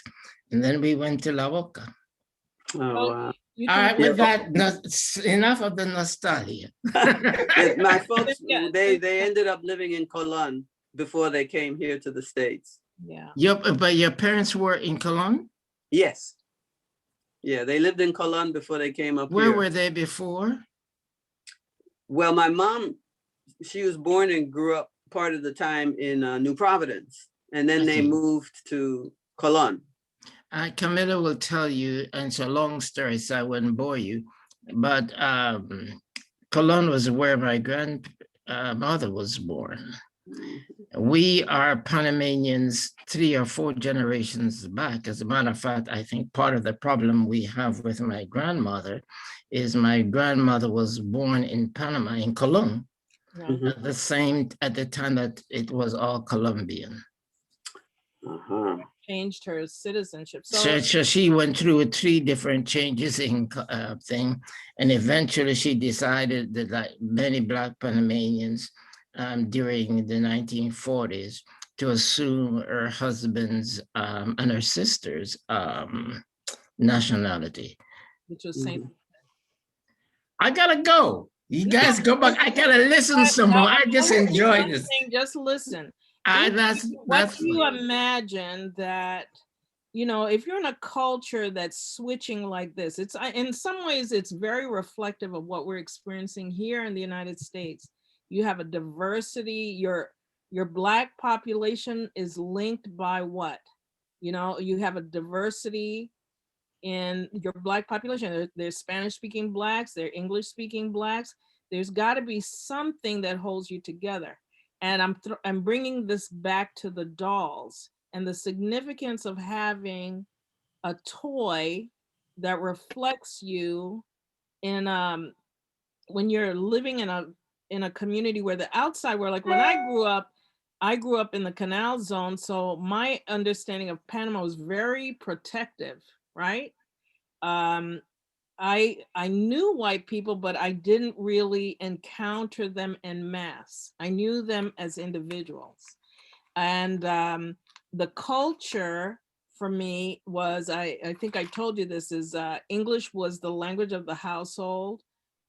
Spanish was the language of commerce, and French was the language of secrecy. That's what Granny was doing. So we had, you know, she didn't want you to know anything. So having a doll, when I had a doll, I remember my grandmothers would use the doll to teach me how to care for my children. Exactly what you said. I had to wash the doll's clothes. And I was very little. I had to wash the doll's clothes. The doll had to take a nap. They were teaching you social order with the dolls. And you had, if she was washing out somebody else's clothes, you had to wash your doll's clothes. You had a play iron. And there was a sense of normalcy that came with that doll. But it's also too, Camila, it's also too in terms of normalcy. As I look at some of your dolls, and others too, but particularly yours because of the African costume, one thinks of it as a costume, but Melba will tell you, you actually saw women in Panama dressed that way. Yeah. So essentially what it was, many of those things could have very easily have been my grandmother, because I saw her oftentimes dressed that way. And so there was something about the reality and the use of the dolls. Yeah, yeah. So what are your thoughts, Cynthia? Before Cynthia gets started, I just want you to know that Cynthia was very instrumental in our Society of Friends of the West Indian Museum of Panama, because we inaugurated our organization in the year 1981. And a few years later, about 3 or 4 years later, she came to the embassy in Panama. And I think her prior assignment was in Africa. So she brought many African-inspired works of art to the museum, to the work we're doing, and really helped us in that, because our organization in Panama, we are one of the organizations to promote recognition for the Black presence, which for centuries people have played down and undermined, just as has happened in the United States. Yes. So Cynthia was on this wavelength with us and helped us in a variety of ways in getting started. I remember her making the cards for Christmas. I still have them framed, Cynthia. Bosito, the little bus. Oh, yes. And, Yeah, so I didn't realize that you were, I knew you were friends, but I didn't realize how influential you were. Oh, you're Oh, famous. yes. You're too kind, Melva. It was just a pleasure because I had grown up hearing all these stories about Panama and the role of the West Indians in building the economy, the canal, and so many other things there. My paternal grandparents came there from Barbados and my maternal grandparents from Jamaica. So I was very interested in learning more about my Panamanian roots and the history. So it just only seemed natural when I found out there was a West Indian Museum that had an active program to get involved and learn more about my own parents' heritage and the presence, the African presence. Also, because I was coming from West Africa to Panama, and there had been several conferences in Ivory Coast and Benin about the African diaspora, it was fascinating to me then to travel to Panama and then continue learning about how the diaspora manifested itself in that part of the world, and then share what I had learned from my experiences in West Africa. And that's this book. You remember Melva's book? Yes. Yes. It's critical to my work too. I'm just giving you a plug, but Thank you. Thank but you. it was but it talks about exactly what you said, Cynthia. You don't realize how many different types of Black people there are. You know, they're all represented there. This is her book on African. This is her book on the African ancestry in Panama. Can you tell us the exact title and it's by Melva Lowe? Melva Lowe Gooden. Mhm. And It's hard for us to read the cover. I'll put it out in the chat. I'll put it in. Put it in the chat. Okay, Yeah. but what's interesting about that is it's talking about Panama, but when you do your studies of the history of the United States, there are great parallels. There are parallels in time, there are parallels in who's coming over, the kinds of skills that these people are bringing with them, and the cooperation between the West Indians, and I call ourselves West Indian, and the Americans, you know, and their ability, the West Indians' ability to survive the hardships of the canal, building the canal, and the kind of life that they lived. I mean, Harrington can tell you more. It was horrendous.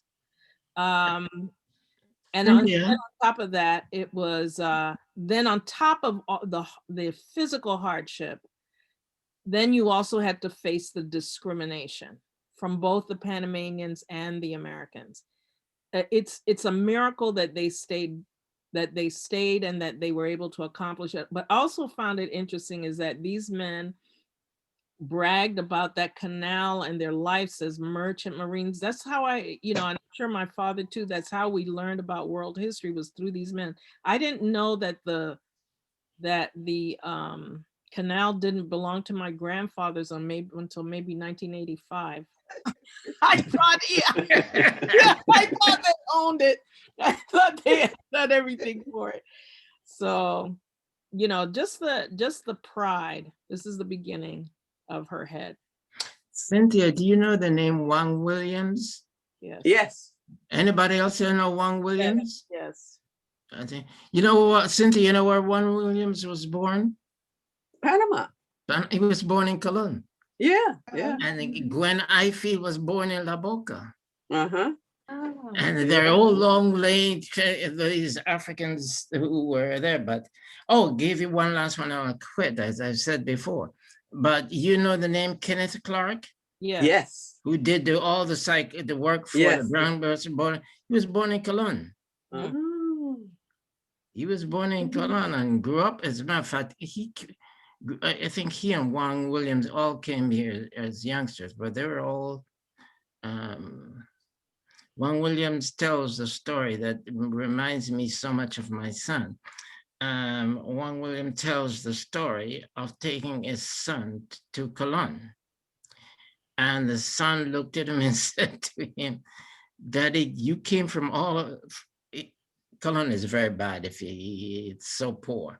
But I use it in the words of my own son, who said to me at the time as a kid, Dad, if you came from here to where you are, I'm very proud of you.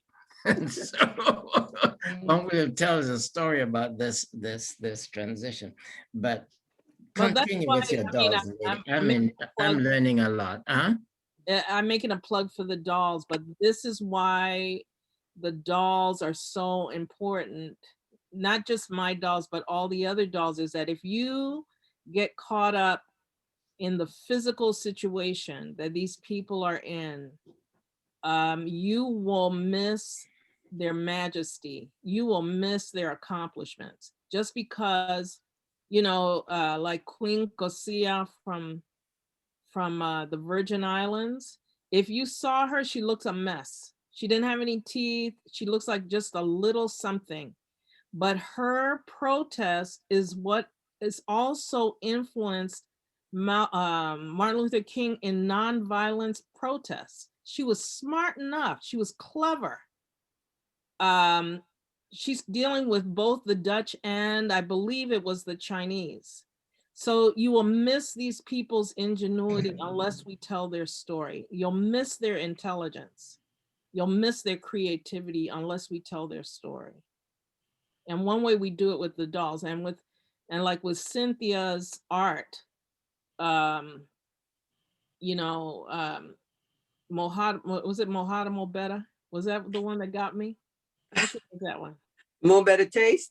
Yes. And yeah, that was inspired by a Panamanian, a wooden house, a Panamanian house in Cologne. Right. And those are the kinds of things, her paintings tell story. They make you ask the question, what is this? Who am I looking at? Why are these people in the window? What's this? What's going on? That's what art is supposed to do. That's what the doll makers are doing. They're making you ask questions. And I think that's the difference with the commercial dolls and the art dolls. And there are all kinds of art dolls. Some are more, ours tend to be more realistic. Some that I have up here that you can't see are more, what's the word? Almost Afro-futurist. They're more about the gesture, the impression, but it's about you asking the question, who was this person? What are they doing? A doll embodies that. Even more than a sculpture, because you can't touch a sculpture, you can't make a sculpture move, but a doll you can make move. It's something you can touch. And Camila, if I could just mention while we still have Cynthia on the screen, Cynthia will be one of the artists alongside you at our program on March 10th, our Sparkle program, Senior Women in the Arts. So that will be artist Cynthia Farrell Johnson, dollmaker Camila Bryce-LaPorte, Jamie Downs, artist. We also have, oh gosh, my brain, poet Joanne Growney, and also Marjorie Hirano, artist Marjorie Hirano. So, am I forgetting one person? I thought you had, or is that it? And it's hosted by Neha Misra. And it's March 10th at 2:00 Eastern. So wherever you are, hopefully you can join us and see more of their work and what inspires them. Thank you for sharing, Melva Harrington and Cynthia. I think we lost your video, Camila. We lost your video. You did. Did you come back? Let me see. Let me go back and look. I have to scroll through everything here. Let's see. Let me see. Hold on one second. If you talk, you'll light up on the screen. Okay. Oh, does Lauren is also in your doll class? Does Lauren have a doll to show? No? Lauren, is she there still? Yeah, Lauren is, you're muted, Lauren. Can you see me now? Yeah, See me? with your dolls behind you, it's a good shot.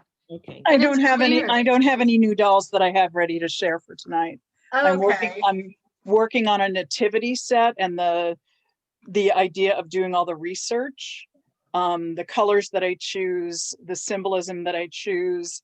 I also choose not to do flesh tone. That was interesting when you were talking about Black Jesus. I choose not to do or choose like a broad range of flesh tones rather than white or black or whatever, so that I'm trying to find that middle ground so that it is accessible to all, and not like, look, it's white baby Jesus, which there never was blue-eyed baby Jesus. That never existed historically at all. So, but anyway, so I'm working on that. I'm working on a book to go with that.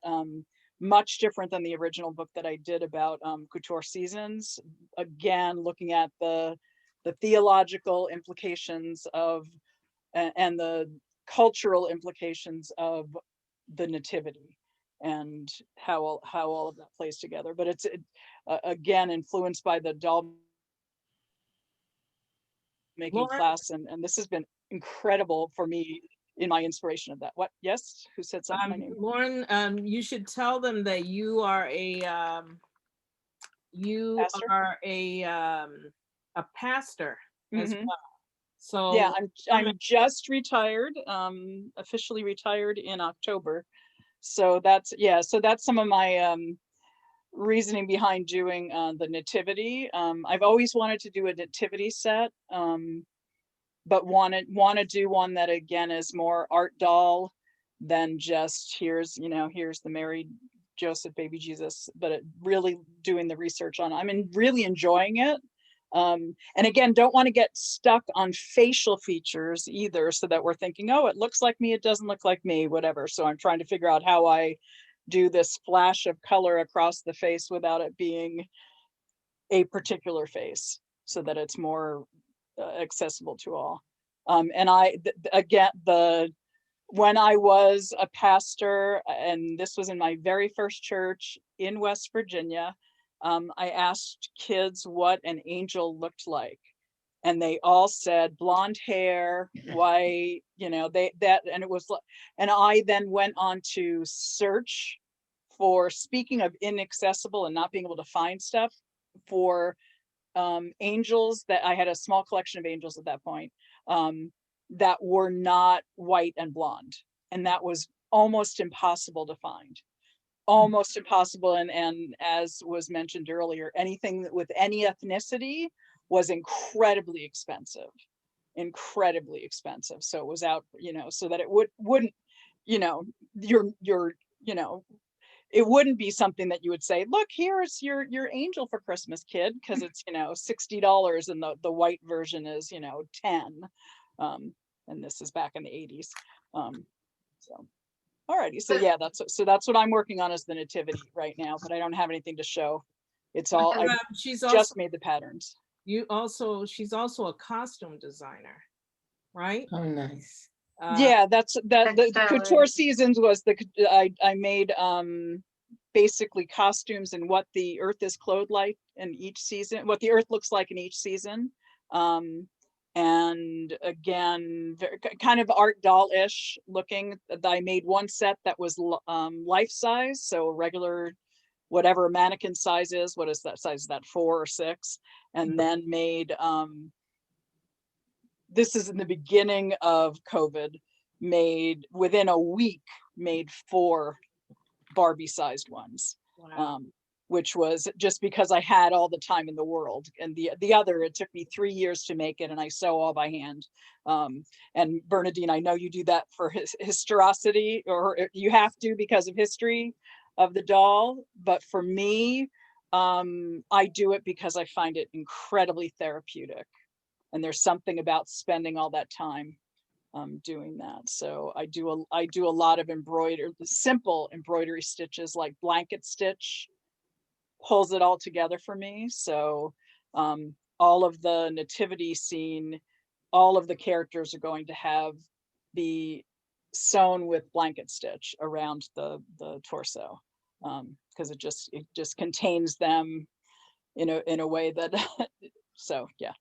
So in addition to being an artist and minister, Lauren is on our board of directors and is also the host of our quarterly art salon. Our next one will be in April. So for anyone who's on the creative spectrum, writers, I know Melva's a writer, doll makers, artists of all stripes are invited to join us. And I don't have the date in front of me at the moment. We've had so many events. I can usually have things memorized, but yeah, so that will be in April, later part of April, I think, is what we had agreed. Yeah, we'll be putting that out. Great, and so good to see you, Lauren. Bernadine, may I just ask a question? Bernadine, do you do Spanish dolls? Well, how can I say? Let me just tell you why I asked the question, and then you may proceed to do it. Because of the intricacies of some of those. Somebody mentioned embroidery, but the intricacies of some of those dresses, which of course is part of the native Latin Panamanian thing. So that's why I asked the question. I have not studied Spanish dolls, and actually I was a French major in college. And so I guess you could say that's sort of why I lean towards the French. But most of my attention has been on French dolls.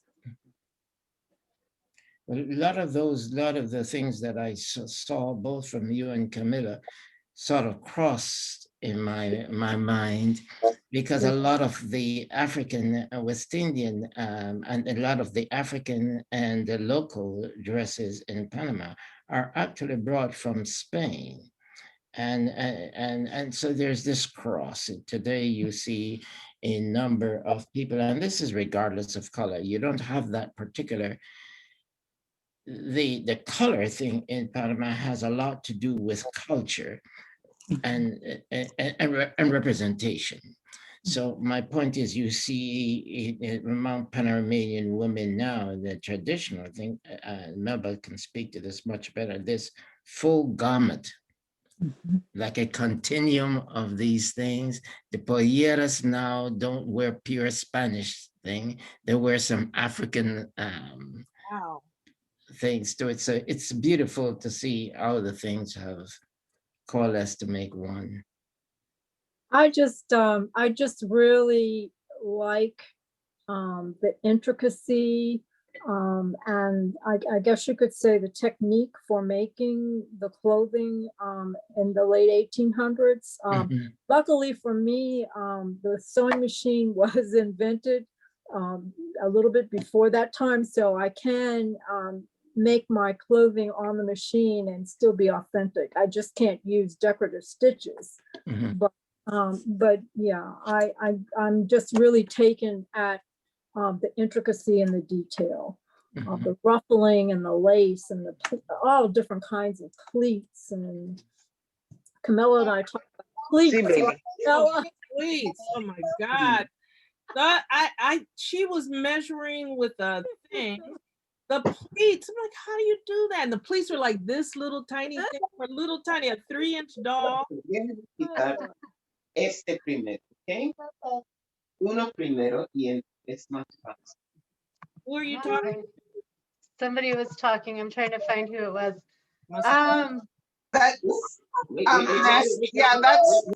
That's Cynthia. Cynthia, please mute your phone.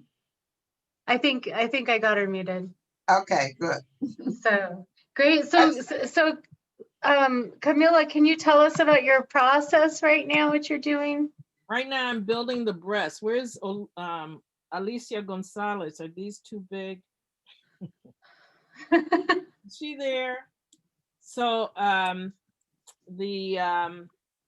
all of the dolls have breasts because it makes their costumes look better to me. And these breasts are, this is styrofoam. I started this head. Mhm. I'm going to let it dry a little bit and then start really carving in the detail. So they're both the same person. I'll see which one looks most like her when I'm done. Alicia is at her computer, but her video is not showing. I asked Okay. her to Hey, unmute, Camilla. Hi, but let's see. Alicia. Hi. you So doing? yes, I definitely would say the breasts are slightly larger than they actually are, but they actually might be exactly what she would want. So they might turn out really Well, my well. model is her daughter. That's why I'm asking her. But when I put clothes on her, they're gonna look like these girls. See, it doesn't look too bad. Yeah. But I'll let her see the before so she'll be impressed. Uh-huh. But yeah. So what were did you have any questions, Alicia? No questions. I mean, I told you many times before, I'm just completely blown away by your story, how you started, your dedication to it. It's very overwhelming, and I'm so proud of you. I'm so proud of you too. My cousin, we happen to marry this into the same family. We keep things on the more side. Can I ask a question? This is Linda Cotto. Yes. I have to leave pretty soon, but I just wanted to ask, how does one sign up for her the next session, the date you mentioned, the presentation, and also, is there a website where I can follow the programs more from this center? I'm new to this, and this is a great group. Yes, and we'd love to have you join us for the Art Salon in April and other programs. You can email me, lisa@silverspringtowncenter.com. But everyone had to register through Zoom. I usually add your emails to our list so that you get our emailings. And you can also join our Silver Spring Town Center Facebook group page to keep updated too. So we'd love to have you. I'd love to also show pictures of what you showed and maybe in our newsletter sometime if you want to email me. So nice to meet you and your dolls. Linda, Thank you. Linda is also a nun. She's an economist. Harrington, she's an And a nun, she must be like St. Thomas. Yeah, he's also a Catholic economist too. She's a sister. Really, you're a nun? Yes, I am. Religious of the Sacred Heart. Yeah. So. Are you serious? Uh-huh. Yeah. I'm not wearing my bright clothes. I'm sorry. I'm kind of scandalizing you. No, that's all right. I'm going to report you. I have great memories of the Franciscans. Oh, yes, they're wonderful. Because they were wonderful, and also the Marinos. I think Beverly may know your order better than I do, but well, I don't think we're in Panama, but I think you're in South Africa. I don't know. We're not. One of the African countries is where I ran into. We're in Uganda, Rwanda, and Kenya, as well as North Africa. Yeah. Camilla may know this better. Well, I not may, but she knows it better than I do. One of our grandparents, my grandmother's sister, Camilla. Yes. Oh, this is a great story. Yeah, because she was the one, my grandmother that I was saying, when I see the dress, it reminds me of their thing. But she too was a nun.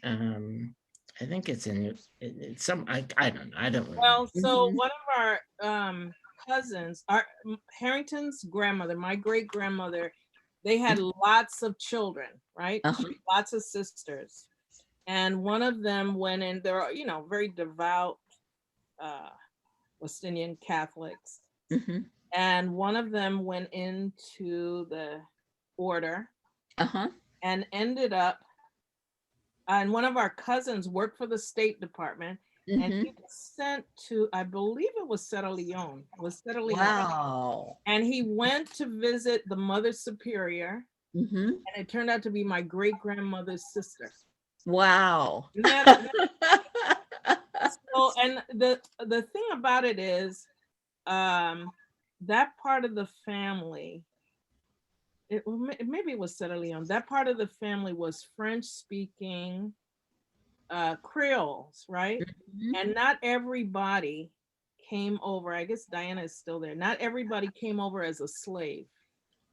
Some came after slavery. Some rebelled and returned. So that's what my father told me. So I suspect, and when you look at their names, they are, I suspect that she just returned home, that she just went back to what she may have known. But isn't that Uh-huh. an amazing story? Mhm. I don't know how to Definitely. retrieve it from, I don't know how to retrieve the story from the State Department, but he wrote a report about going to this convent and meeting. Can you imagine meeting your great aunt in a convent? Isn't that something? That's amazing. And in another country. Yeah. Mhm. Yeah. Well, Oh, great. Camilla, I have to feed my guinea pigs, so I have to leave. Guinea pig. They're biting my feet. Guinea pigs. I do animal rescue too, but What kind of nun are you? You don't have enough to do. But tell them that the dolls, the dolls that she sells goes to yeah, it's all charity. It's to the education leadership programs for low-income women and girls. So everything goes to anything I make. It's all completely charity. But and one of the reasons I do animal rescue is because no matter what your political spectrum, ideology, people like animals. And so Yeah. it's my way of engaging people who are completely off the political, I'm very liberal, but many of the people I volunteer with are like Trumpsters and whatever, but it's a way of talking to them and engaging with them on something. And that's what I do with dolls as well. It kind of like crosses over political and ideological and ethnic barriers. So I may be rescuing some hoarding situation with someone who's got a gun rack and Confederate flag on her car, but we can converse, because it's animals, and Wow. and they get to know me and they get to know them. And so it's the same with dolls. So anyway, but thank you. Wow. Thank you. Linda, Sister Linda, where are you located? I'm in Gaithersburg, Maryland, but my Oh. sisters are mostly in Washington, D.C. So we have a school. It's Stone Ridge of the Sacred Heart, as well as a Catholic a school that's predominantly Black and Latino in Washington, D.C. as Which well. one is that? I think it's called St. Raymond's or something, but I could find out more. Okay, and Wow. but So we are. interesting. Yeah, And but thank it's you great very you're much. doing that good work with the animals. They need it. Well, anyway, but thank you Yeah. very much, and I'll have Thank to you so sign much. off. Nice to But meet again, you. Camilla, I'd be happy to remember I've got a sewing date with you, so I'm happy to help out. Okay, once we get. Okay, take care. And Bernie, are you teaching anymore? Did she hang up? No, I don't yet. Not yet, Camilla. I'm catching up on my sewing, on my costuming. Yeah. Yeah. Her costuming. So Camila. Yes, who's that? This Diana. is Diana. Yeah, you've inspired me to go back to make some. So I saw Lisa's painting and I see you making dolls, so I had to get my embroidery out. But this has been wonderful, and thank you so much. Oh, I've got you guys for inviting. And wasn't that so? Aren't the Panamanian stories? Don't they remind you of home? Oh my God, yeah. That's so we should have a whole program on the storytelling. I think so. I think so. Yeah. If you wanted, I didn't know you guys could see me. It's kind of addictive. I've become interested in tiny house. We hosted a tiny house. How do I spotlight myself too? Oh, here I am. Before you go into that, I'm going to say good night. Oh, Good night. Good night. I'm For Bernie. the opportunity, and I can't wait to see what your finished doll looks like, Carmela. Okay, Beatrice. Good night, everybody. Take care. Okay, we'll night. Oh, Thank you for that's so great. Oh, Oh nice. my this goodness. is a Adobe. I'm doing a Mexican Adobe. It looks like a right- Puebla. Yeah. Yeah. Wow. And I've ordered the little, the sister Linda's gone, but I ordered the little, Our Lady of Guadalupe, to put in here. And Oh. it's open air in the top because, I mean, it's not to scale, obviously, but I've got, that's the bathroom. Oh, that's It's an wonderful. open platform. It's an open floor plan. And I made the fireplace. But the idea is there's like in these kind of houses, they don't usually have windows. They have the center is just an open patio. Yeah, And yeah, your windows are on the inside for protection. yeah. So people keep asking where my windows are. And then this is the upstairs bedroom loft here. Oh, But I've nice. gotten really It's into airy. it because we hosted Marcy, artist Marcy Wolf Hubbard, to teach tiny houses. And Lauren is also a tiny house builder. And so this is my second one that I'm doing, but this was my first. Oh, that's lovely. And it's actually a town center. Oh, And that's really lovely. it's kind of related to dolls, because the miniatures and Yeah, yeah. but it's fun. You see the Museum of Anthropology, Diana. I've worked Oh, in a that's so Museum of cute. Anthropology and in an opera, San Diego Opera, and here's an art center which is supposed to represent SSTCI. I realized I've made all these places that are places I've worked. Yeah. Like I have a pharmacy in here and a flower shop and a record store. Oh, that's lovely. So it was kind of places that I've worked, but it's been really fun. I didn't realize, I could not understand why people were so into the tiny houses.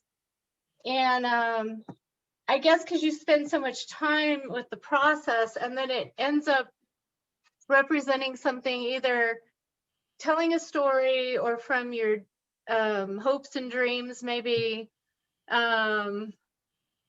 So it's, mine was supposed to be multicultural, but hidden in a Mexican adobe house.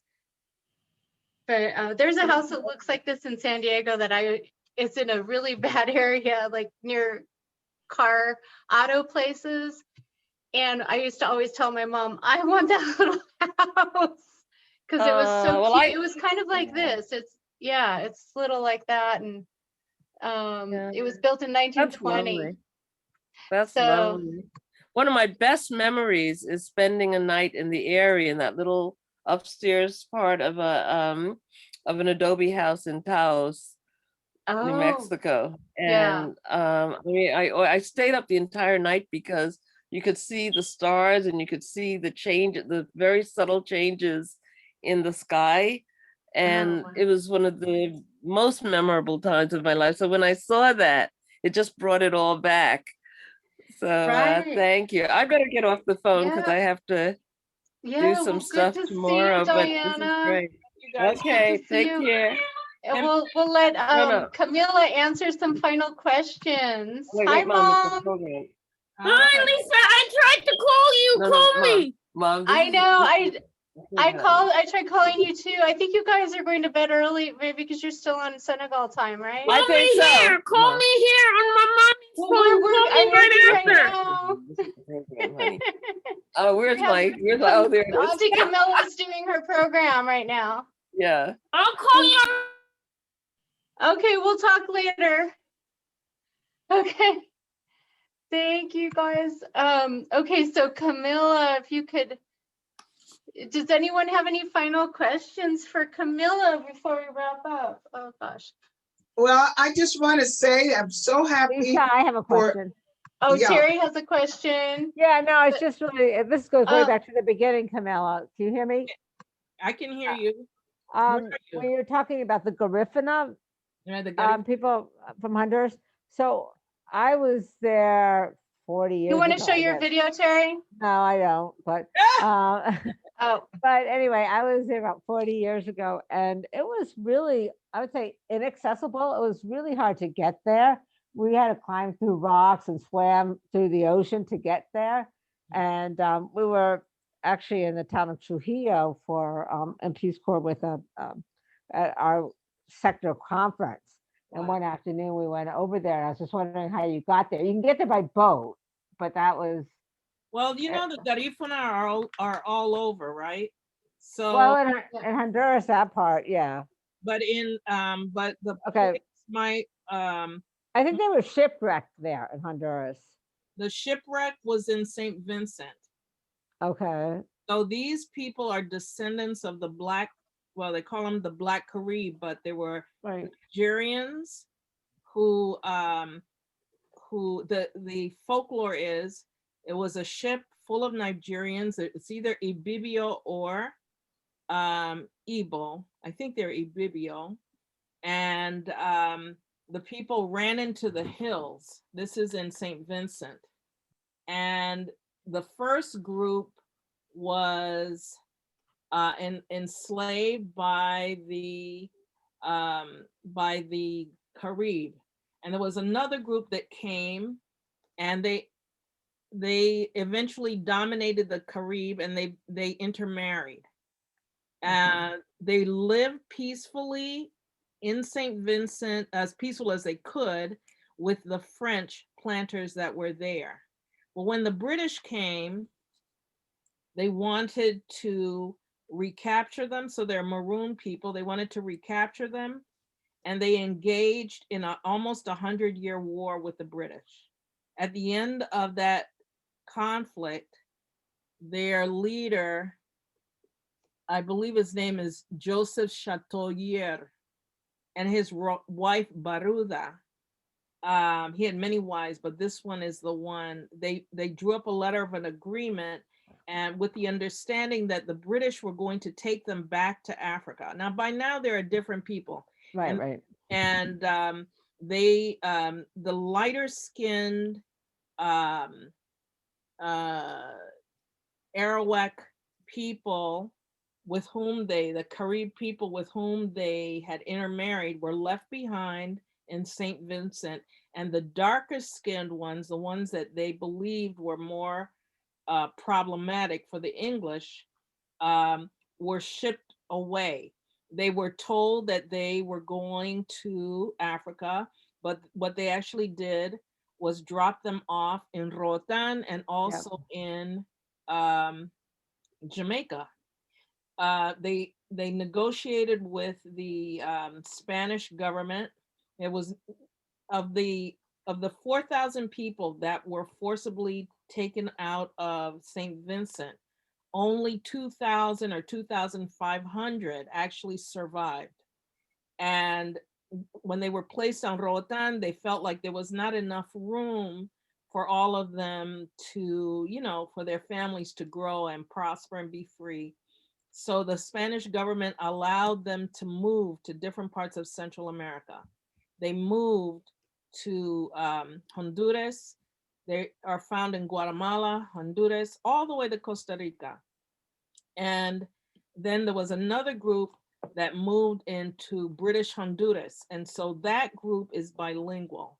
these are the Garifuna you're talking about.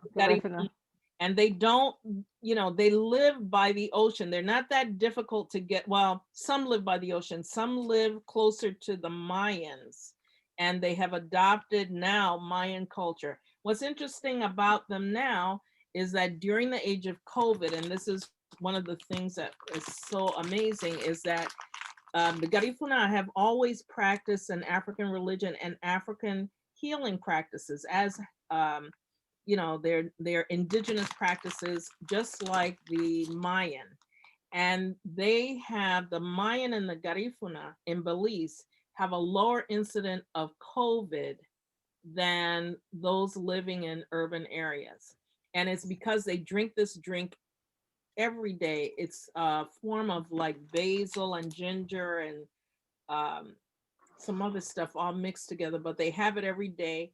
as a way of opening up their lungs. And, you know, COVID affects what? Your breathing. So they've had a very low incident so far of COVID. But anyway, so there are two groups of Garifuna, the English speaking and the Spanish speaking.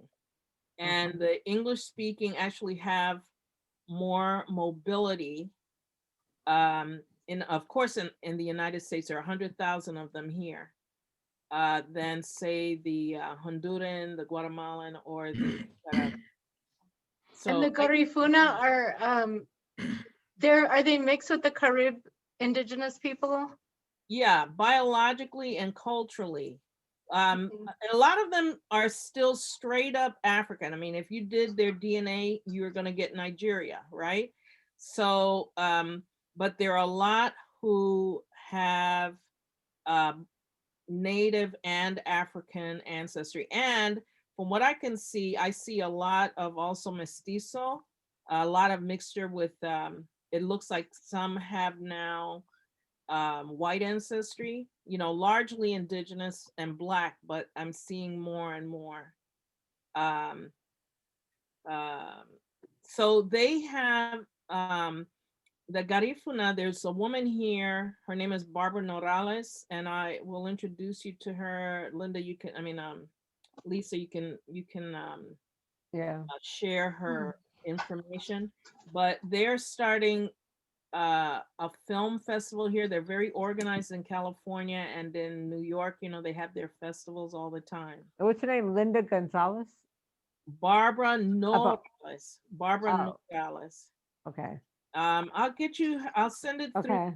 So I'll get her permission and then send it to you so you can talk to her. Really interesting woman. And she could probably, but she's the one that told me about Beruda.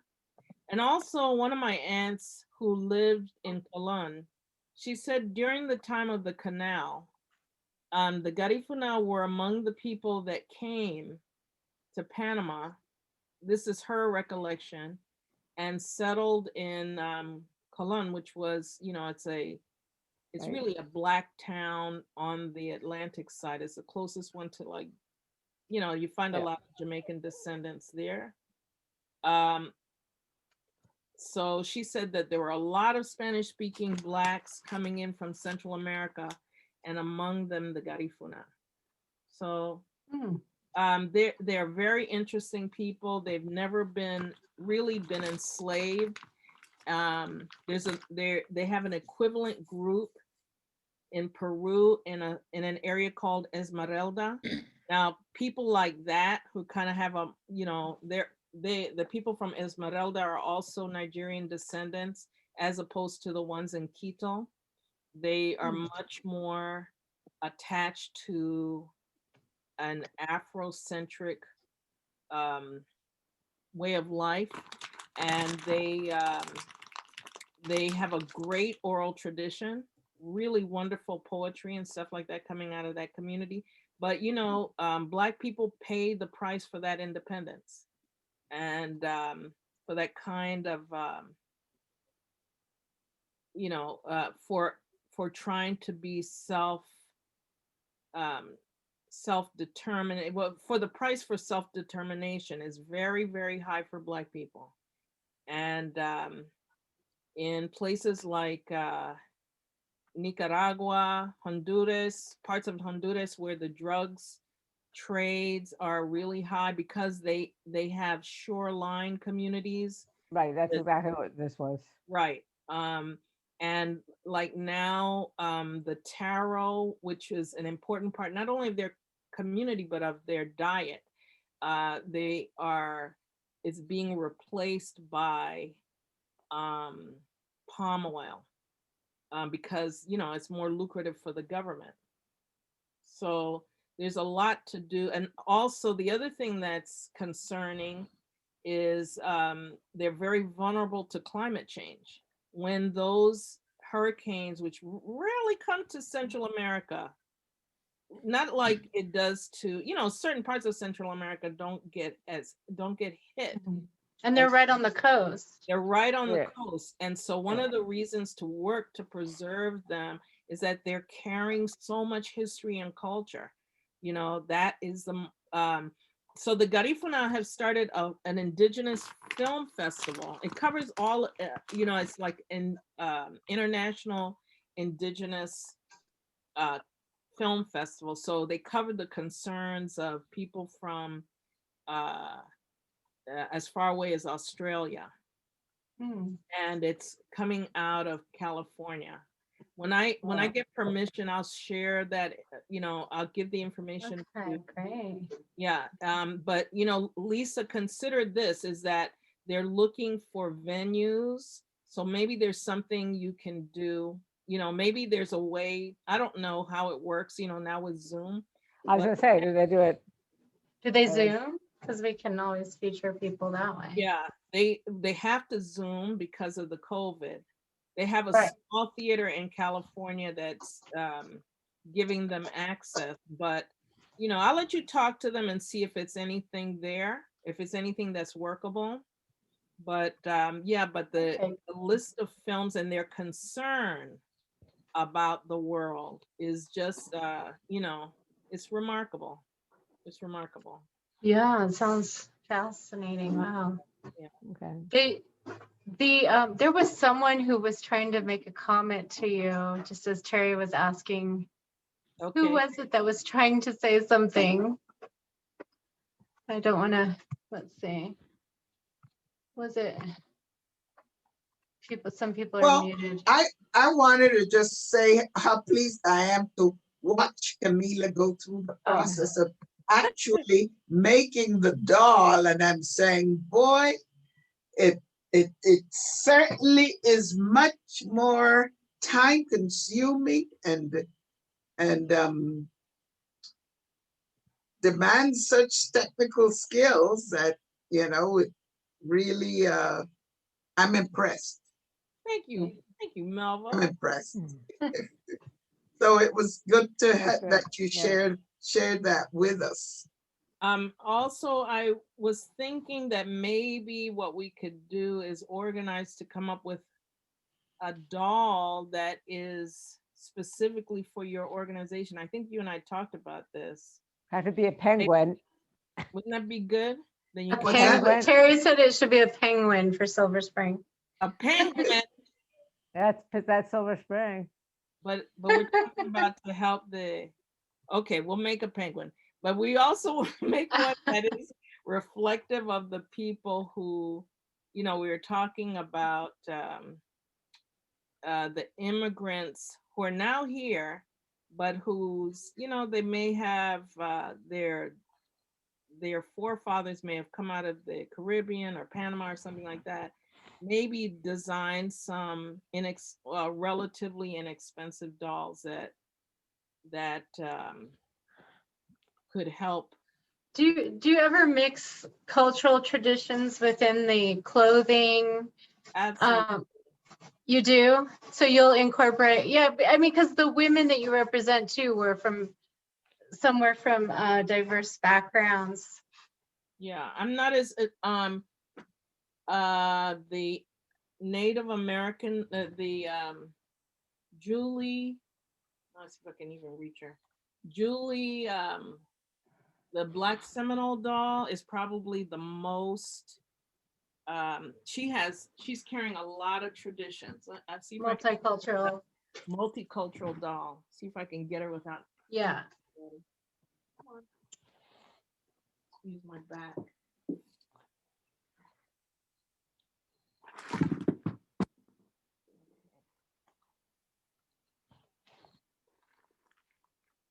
Julie. Well, I call her Julie.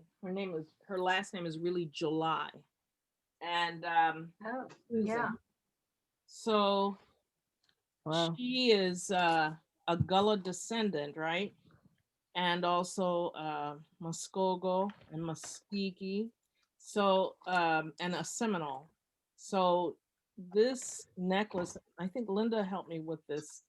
This necklace, the Seminoles were silver people. Oh. And they also collected shells. So she has the shell coins. These are Balboas. right? Like what we would have in Panama. Mhm. The Seminole, the Seminole, indigenous Seminole Indians are actually, you know, the Seminoles didn't exist before Europeans arrived in Florida and Georgia. They are a tribe that's made up of many tribes. So Cherokee, Oh, Choctaw, right, because they were displaced. that's right, they were displaced. So the beads reflect that. And the Mm. Black Seminoles didn't have as many beads as the Native American Seminoles. They had fewer beads. Each of the colors represents something. And each of the beads represents something, but I can't remember right now. I have it written down. So her costume is similar to what the Muskogos from Mexico. What did we say? Nacimiento. It's similar to what they would wear, and they still maintain the head tie that the Gullahs wore. So if you look at Gullah, you know, if you go look at contemporary Gullah when they're performing, they have a head tie like this. The Muskogos, if you go look at them, they have that too. So then the Seminoles have a lot of ribbon, and that's because it's sold, right? They could manufacture it and sell it to tourists. The Muskogos and the Muskogees don't have as much ribbon, so she doesn't have as much ribbon. And this ribbon here that I put on reflects her south western travels. So the Muskogos, you have to be very impressed with these people. Where did the Muskogo live? That's Nacimiento. Remember that group of the group of Maroons in Mexico? You remember that we talked about that? Oh, that there were some Maroons in Mexico. They are descendants of the Gullah. Oh, Gullah's more Georgia though. yeah, the Sea Islands of Georgia, South Carolina. Sea Island, but the Sea Island. But what happened is during slavery, the Spanish government would entice them to leave the Sea Islands, to leave Georgia, and come to Florida. And because they were the workforce of you know, the rice plantation, so they could deplete the Americans of their economy. And the way they had it set up, they could actually live in autonomous villages, pretty much so. And also they came to South Florida with great agricultural skills. The Gullah came to the United States with great skills, and their descendants also carried on those skills. Right, So, and because they were isolated on the Sea Islands, they maintained the most of their African heritage from Sierra Leone. Right, and a lot of these people were able to practice their African in Spanish East Florida. They were able to maintain it. Like they would dress like the Indians, but they were actually maintaining their own culture, and their culture is distinct. They have elements, of course, they have elements of the Native American culture, but they became great warriors. They fought alongside the Seminoles, as I said, against the Americans. Andrew Jackson was so angry with these people. He wanted to kill them, and he wanted them returned to, he felt they were property and wanted them returned to Georgia. And of course they didn't want to do that. So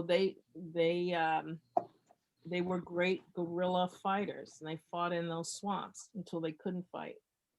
And one of the reasons her husband fought so hard is that they actually were indentured to the Native Americans. They worked out something since they were on native land, but the natives, the Seminoles, were not, they were woodland people. They were not farmers. And what they did was they paid them a tribute. So if I can grow, if I can grow corn or whatever it was they were growing, Mhm. then I'll give you some for, for your protection on your land. So they had that kind of arrangement. But none of these people are authentic. They're more symbolic than anything. So she has on even the But boots. she's not based on a particular person. She's representing. She is based on a particular person. She is. Susan July Horse was the wife of Juan Caballo, but there's Right. very little written about her. Everything is directed, everything celebrates her husband, who was a great warrior and a diplomat. He fought until the end. But part of the reason he fought was to keep his wife out of slavery and their son. So, but people did not pay attention to the fact that when he left home, she had to fight. She had to fight too. And she had to maintain culture. That culture would not be alive if she and her cohorts hadn't been fearless themselves. I mean, Right. imagine Yeah, amazing. They were fierce women. Right, fierce women. So they are named after they represent actual people, but the costumes may not be authentic to that group. The costumes are there to tell a story. Right. Okay, that's what I was kind of wondering too. Yeah. Where Linda and Bernie, they research it down. What Bernie didn't tell you is that she goes as far as to Germany to get the fabric that she wants. She's not fooling around. Right. Linda too. Right. They're more reproductionists in that regard, and yours is tied to the stories, and mine's tied to which is great. It's Yeah. so fascinating. Yeah. Yeah, well, we could just chat all night. That's how you and I always are when we talk on the phone. Yeah. We can talk forever. Thank you all for showing up. Yeah, that's wonderful. Thank you so much. You had a good Camila. turnout. You had a great turnout, Really? actually. Yeah, well, she's famous. It's my family. So where have you displayed any of these anywhere? Bernie, Linda, and I were at Sandy Spring Museum. Okay, I've never been there because every time I go there, it's like open only for kids for field trips on Black History Month. Yeah. The Saturdays of Black History Month. It's never been like a regular. I think it's just field trips, isn't it? No, it seems like. It's actually a very good agricultural museum. It's a very good museum. Very small. Yeah. Community focused, but they're beginning to branch out. Okay, because as I said, a friend of mine had an art show there, and Yeah. so I want to go see it, and it, just when I kept on checking, it's like only on weekends and only for kids with field trips. So during the week, it's only with kids. Well, and it's not open during COVID, but they're doing. Well, no, I know. Yeah. They have sculpture garden, and they've been bringing food trucks like before it got cold. And I'm guessing they're going to continue doing that. Yeah. And they do advocacy work. Like they did, they had an exhibition of Jewish and Muslim artists. Right. That's what she was. Yeah. So they do a lot of stuff. Yeah. No, I was impressed with what they do. It's just the accessibility. Yeah. But we have a lot of little museums. There may be, if things work out, I'll be there. I'll be in Baltimore with some other doll artists, and some of these doll artists. I don't have any right here. Okay. What about the African American Museum downtown? Because they have that one space for special exhibits. But my friend who was the chief curator, retired last year. But I'm sure I know she still has connections there. And she's still in touch with them. But there's a great doll artist by the name of Francine Haskins. Okay. Who, shows down there, exhibits down there. Her stuff is off the charts. It's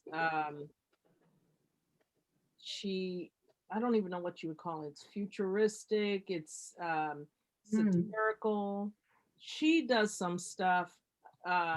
She did a take on the bombing of the church in Birmingham, and the it was of a young boy who was brother to one of the girls, and this is a doll, and the boy went mute after the bombing, you know. Yeah. And this doll is so moving. It's just amazing. She has him. It's a she has him What- dressed in the little boy's clothes, so it actually looks like a little person. And what's her And name? Francine Haskins, and another one. So that like Francine Haskins is The artist that is down at that museum. okay. He has a And she's local, Camilla? yes, she's Washington D.C. Because let me just tell, I mean, this is going off track, but a friend of mine, good friend of mine, her father was a minister in Massachusetts. I'm not outside of Boston because they have they have a museum there. But anyway, he was what is it called? He was sent down to Birmingham for a couple of years, and so the whole family was moved down there for a couple of years. And the day of the bombing, he was preaching at another church, but on the way home from church to home for lunch, he heard about it. Wow. So he called a couple of the other ministers, and no one else would go with him. So he and his wife went alone to the church, and things had sort of quieted down because the bombers were then wreaking havoc in other parts of Birmingham. They had finished up there, so they went on, and the families who had been at the church were at the hospital. So they picked up shards of glass, and that's what's at the Smithsonian. That's what's at the African American Museum. Oh. Or because I remember she had a little, I think in her house, a send off before they took it down to the museum. It was before it opened up. Yeah. But that's where they got those. It was from her they called him Jim Jimerson, but I don't know what his real first name was. It may have been Jim, but I just don't know her name's Jim. But anyway, so that's pretty cool. I'll ask her about that. So that's the okay. So yeah, ask about that. And Lisa Francine is one of the artists we talked about possibly doing something in the summer. She's one of the artists I wanted to bring in. She's very deep. There's also Deborah Grayson, who lives in Silver Spring. Several of the artists live right around here. And James Baldwin's little sister, Paula Whaley, she lives in Baltimore. Kabibi Ojongo, she lives in Baltimore. You know, Schroeder Cherry, who's a puppeteer, lives in Baltimore. We have a lot of people right here that would be interesting to talk to, and also explore how,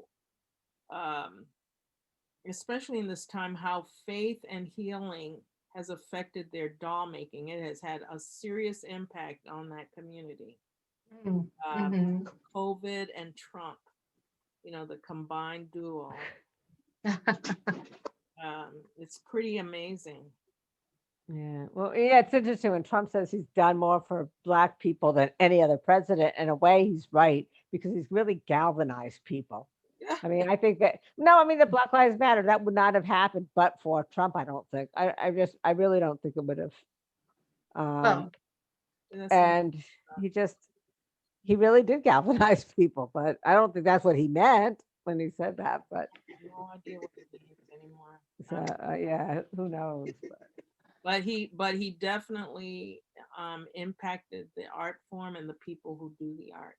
It's interesting to see who's taking off. People like Schroeder and Kabibi, they're just moving. Every day they're creating something. Diana, every day they're creating something. And others have to take their time and regroup before, you know, but in both cases, it's about healing. You don't want to impose your bad feelings on your art, especially if you're a doll maker. Oh, because they carry energy, right? Correct. Because It could be, Yeah. yeah. I thought you were going to talk about voodoo, but that wasn't part of this.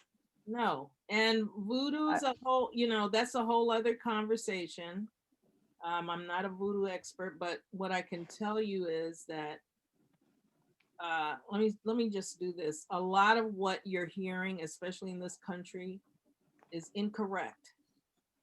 What I know is from New Orleans, so that's it's pretty limited, but it's that one. No, it's incorrect. It's not what it was intended to be. And I